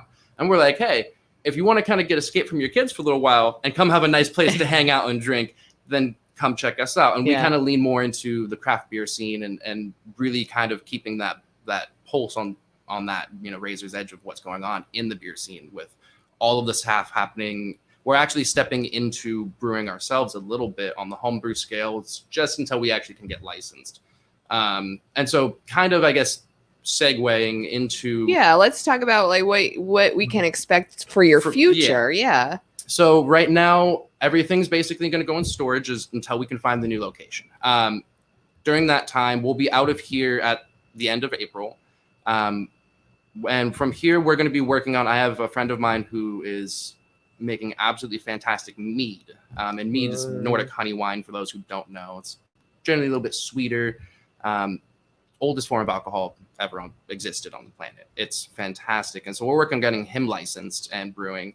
And on the side, we're also working on getting me and my good friend Terry, who is another one of the people who, this place, I would not have the people that I have without this place. And that's the thing that I love the most about this, why I can't permanently close, even if I wanted to, is because of the community that's been built. Oh, I believe that for sure. This is much more than just me. I'm here to try and bring something up in Wenatchee. One, inspire people who don't think they can do something.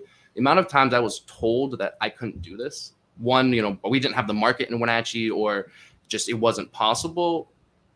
It baffles me a little bit how many people are willing to just be like, no, I was told you can't do that, so you can't do that. I'm like, cool, well, who told that? Well, that person told me. Cool, well, who told them? Well, I don't know. Cool, well, let me talk to them.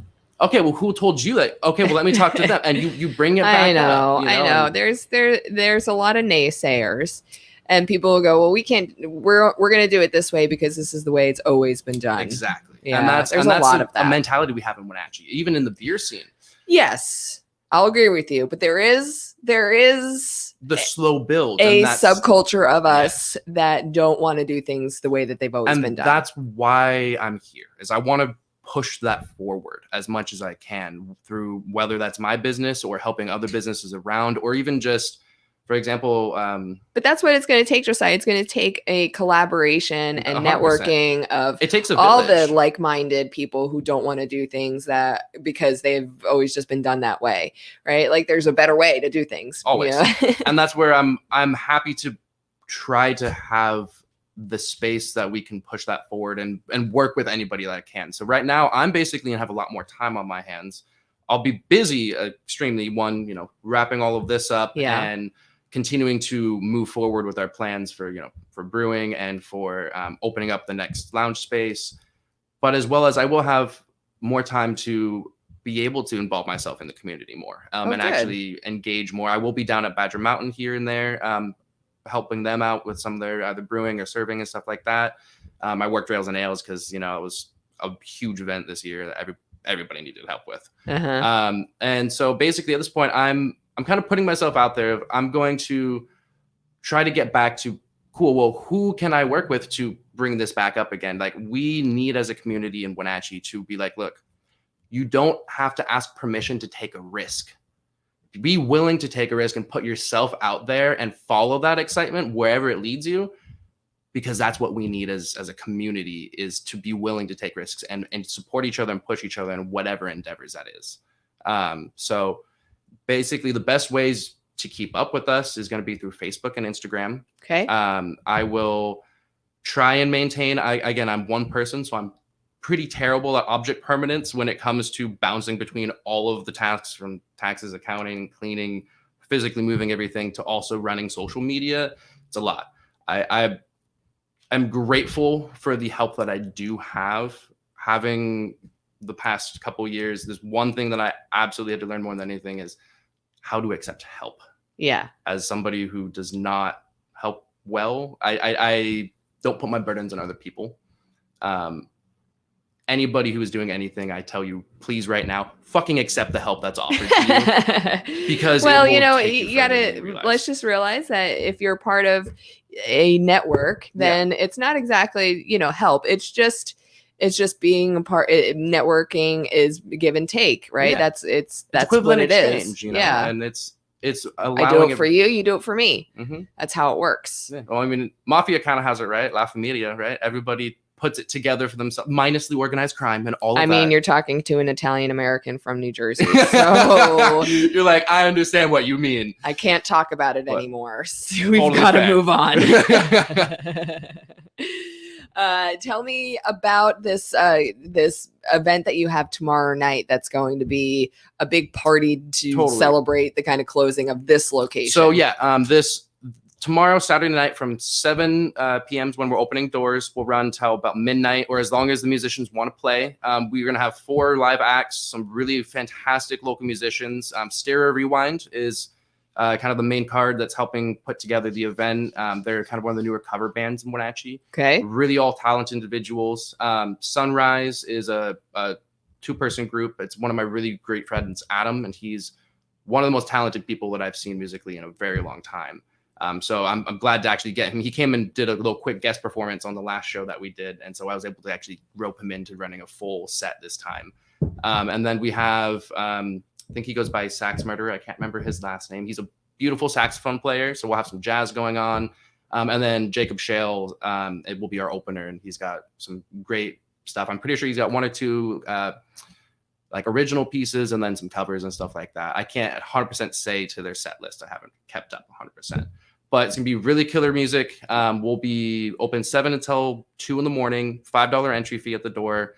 And then I picked up just a little bit of inventory because I'm trying not to sit on all of our product as we transition.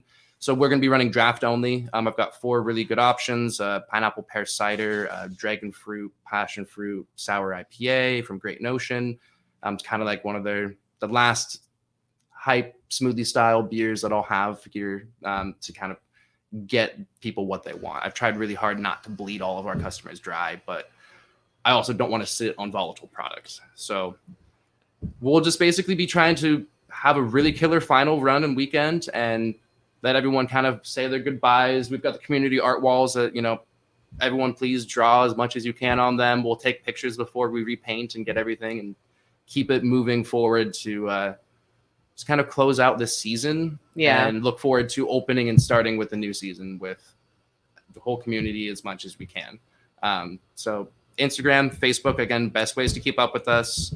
I'm just really glad that you're not closing down altogether. I can see that is not even an option for you. You're so passionate about what you do, and that this is a gap and a need here in this community. Very and much. I agree. So the Wenatchee is craving a social space that isn't your typical bar or a club. They want that open-minded community, and they want to be able to just come and hang out. And whether that's you can actually come and have a business meeting here, or you can come and play rock band, or you can do your homework or read a book. I've had every spectrum of every type of people and every type of music and everything here. And that's what I love, is it's 100% neutral space. If you don't like somebody and you see them here, well, you're going to be mature enough not to interact with them, or you're not going to be here. And that's how it is. I've maintained that neutrality, and it's difficult, especially in a small town where there's always lots of drama and things going on.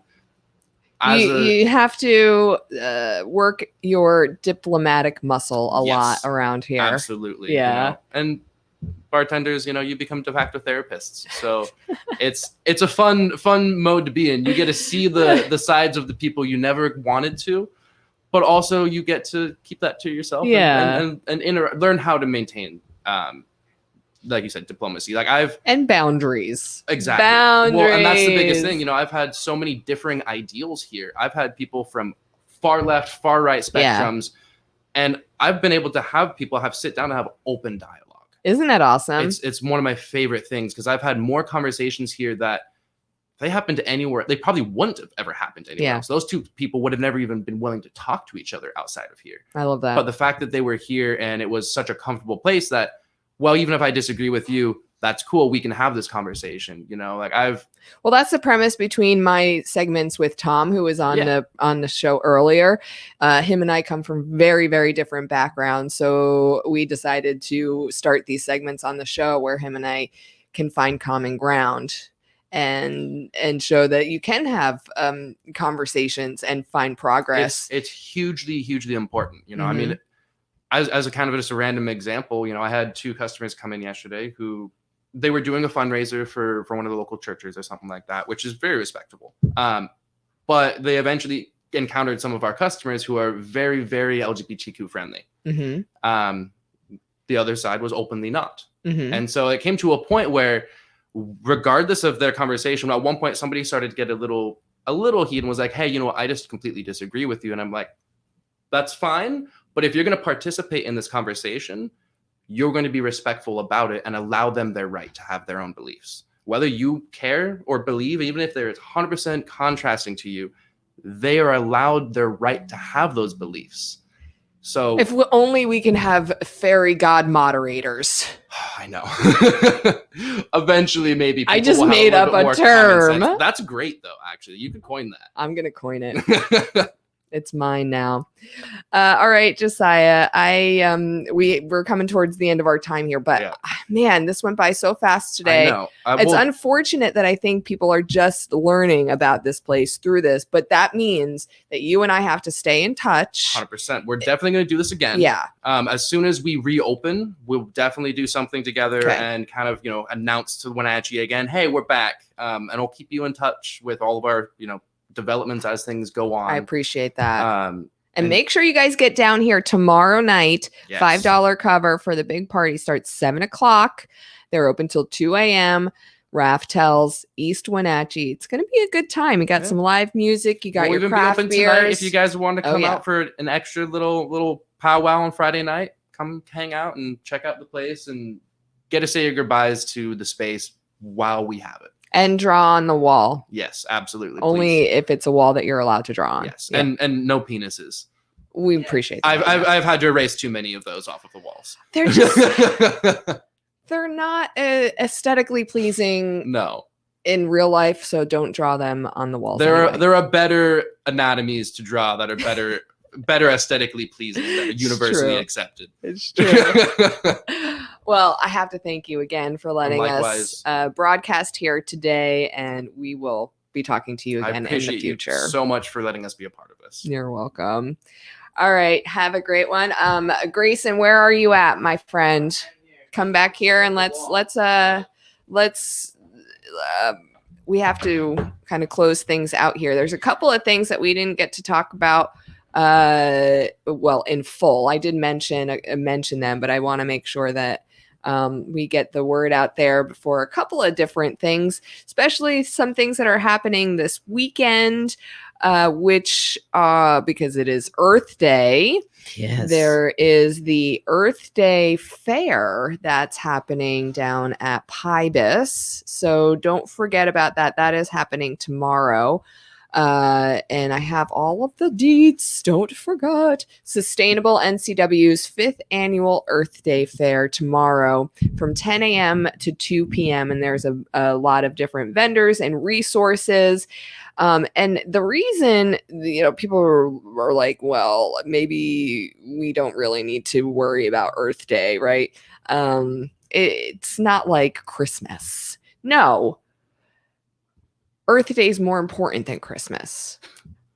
Yes. I'm just going to throw it out there because Earth Day was developed because we needed to become conscious as a society that there are issues that need to not just be like educated, that we need to become educated about, but that there are issues that are going into legislature that so historically things like, the climate crisis and different things that are going in forefront and policies. And that was the big reason that it first got started, and those things are still relevant, but now it's one that people are like, we're just going to go out and plant a tree. Okay, that's good. Go out and plant a tree. But we can do that on Arbor Day. We could do that on Arbor Day, but it's a day that you should go out and actually seek some resources about what we can do as a community on the ballot to further along and further protect our Earth and its resources. Oh, absolutely. Yeah, I think that's the missing piece that a lot of people don't realize. What do you Do you think that you are eco-friendly? Yes, 100%.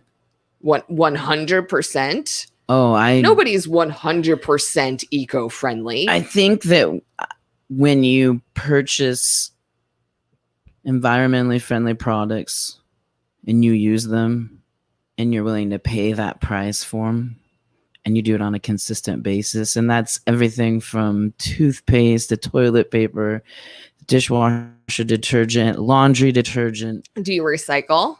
Oh, yes. 100%. Actually, I do. Stop. Oh, no, I'm serious. My girlfriend will tell you, I am like, if you aren't recycling that, I'm pulling it out and I'll take it home and recycle it. And that's It's hard, everything. but I find it hard to recycle around here. Yes, I believe around here it's hard to recycle. Waste Management no longer recycles glass, but you can take your glass up to Chelan and you can go ahead and recycle I it could take my there. glass up to Chelan. How many people are going to collect their glass and take it all the way up to Chelan just to recycle it? Nobody's going to do that. Except beg to maybe differ. you. Do you do that? Yeah, absolutely. It's something that I've contributed doing Okay. last year when What they stopped. about well, okay. There are things that just can't be Like what? recycled. Styrofoam. No, it can be recycled. What are you talking about? I thought There it is was not. one place in this state that you can recycle your polystyrene. We're talking your to-go trays, your meat trays. So you're saying, what is it? I have to drive to Olympia, and now I have to No. collect You know all the my beauty of styrofoam this? and drive to Olympia? You can take this, you can collect it, and you can take it. You can even you don't have to wash it. You can leave it in a bag. Uh-huh. And you can take it to Dolco Packaging. Where's Dolco Packaging? At the end of Ferry and Columbia. There's a ginormous, Like in this town. Yes, they do. I know they have diligently been trying to work with Waste Management so that it can be done, and I know that's a partnership that hasn't happened yet. But yes, you can. Huh. And again, it doesn't have to be clean. And since I've lived here, I've seen them expand from a small little shed to a huge shed right there at the corner. You can't miss it. And it's amazing. A lot of people actually recycle. What did you polystyrene. Polystyrene. Yes, okay. Dolco manufactures polystyrene products, and so their way of contributing to help the environment instead of buying virgin material is to take all of the recycle products. Why don't they do more marketing and promotion for that recycling program? Because I've never heard of it. That's a good question that I can't answer for you. That's probably a question to ask their plant manager. Yeah. Okay. Well, that definitely is not something that I've ever heard of. But okay, so now I'm taking my polystyrene, putting it into like one package and going down to see. We have not made it easy enough to recycle. I'm one person and I take it all once a month, and I will have 2 or 3 bags. Right, you're one person. Products. Imagine if you were a family of 5. Oh, I may be that. We would not be able to someday. We would not be able to do it once a month. But I would have to do more of a load. Right. I mean, this isn't I've got a to-go but tray. You don't want like a polystyrene cup. I'm gonna run down there, right? Yeah, but okay. The point is that it is possible. It's possible. So when you ask me if I do 100% recycling, absolutely. All right. I even wash plastic baggies out and I reuse them. So do we. We wash out Ziploc bags all the time. Mm-hmm. A lot of people don't do that. No, they toss it out. I didn't do that until I became more money conscious. I do that. It was more about money than it was about the earth, right? So yeah, that shows you how we are as a society. I try to do my part big time. everything that I possibly can. I Yeah. actually do believe that about you. Some other events that are going on, we have the Trash and Show, which I love. This is the second annual Trash and Show with the Wenatchee River Institute fashion show showcasing wearable garments using recycled materials and repurposed clothes. There are going to be, oh, man, I love it, at the Wenatchee Valley College. Did I say that? No, they're going to be.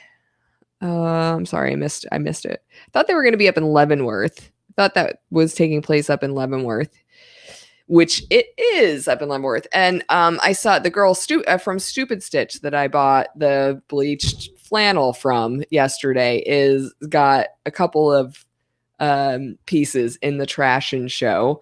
And she was telling me she's got her big staple piece is a puffer jacket made from plastic bags, grocery bags. So I'm like, man, please take pictures for me because that just sounds I'd love awesome. to see that. And I'm sure she did an awesome job. We got Springfest at Cloudview Farms in Ephrata. They're going to celebrate spring and honor the earth. Down at Pybus is Sustainable NCW's Earth Day Fair, like we were talking about. They got some educational booths, local eco-friendly goods, kids activities, and that's in their event room, boardroom, and plaza. Check out the electric link bus and several models of electric vehicles and snag some awesome giveaways. That is happening. Plus, Wine, Women, and Shoes is tonight. That is the big fundraiser for Wellness Place. There are still some tickets available for that, $100 ticket. That does come with a plated dinner, but it's their biggest fundraiser. There's the silent auction and the wine wall and all those good things. Before I go, I just want to mention that it's kind of a little bit self-serving, but the Wenatchee Valley Chamber of Commerce does a 1 million cups event the first Wednesday of every month. And so why is this significant? Because the first Wednesday in May at 8 a.m. down at the Wenatchee Valley Chamber of Commerce, I will be one of the two businesses that will be presenting at this month's 1 million cups. Yay! Yay! See, that's not so hard, is it? No, I know. So for people who don't know, the notion is that entrepreneurs they discover solutions and they engage with the community over cups of coffee, right? And over 1 million cups of coffee.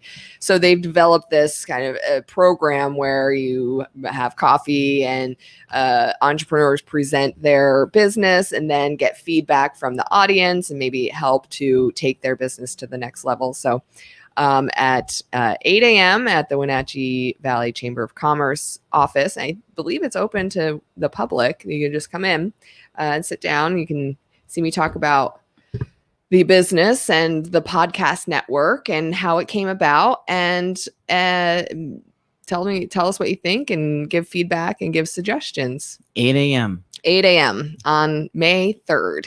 So yeah. And as far as the next few weeks for the What's Up Wenatchee podcast, we have some really great shows on the way.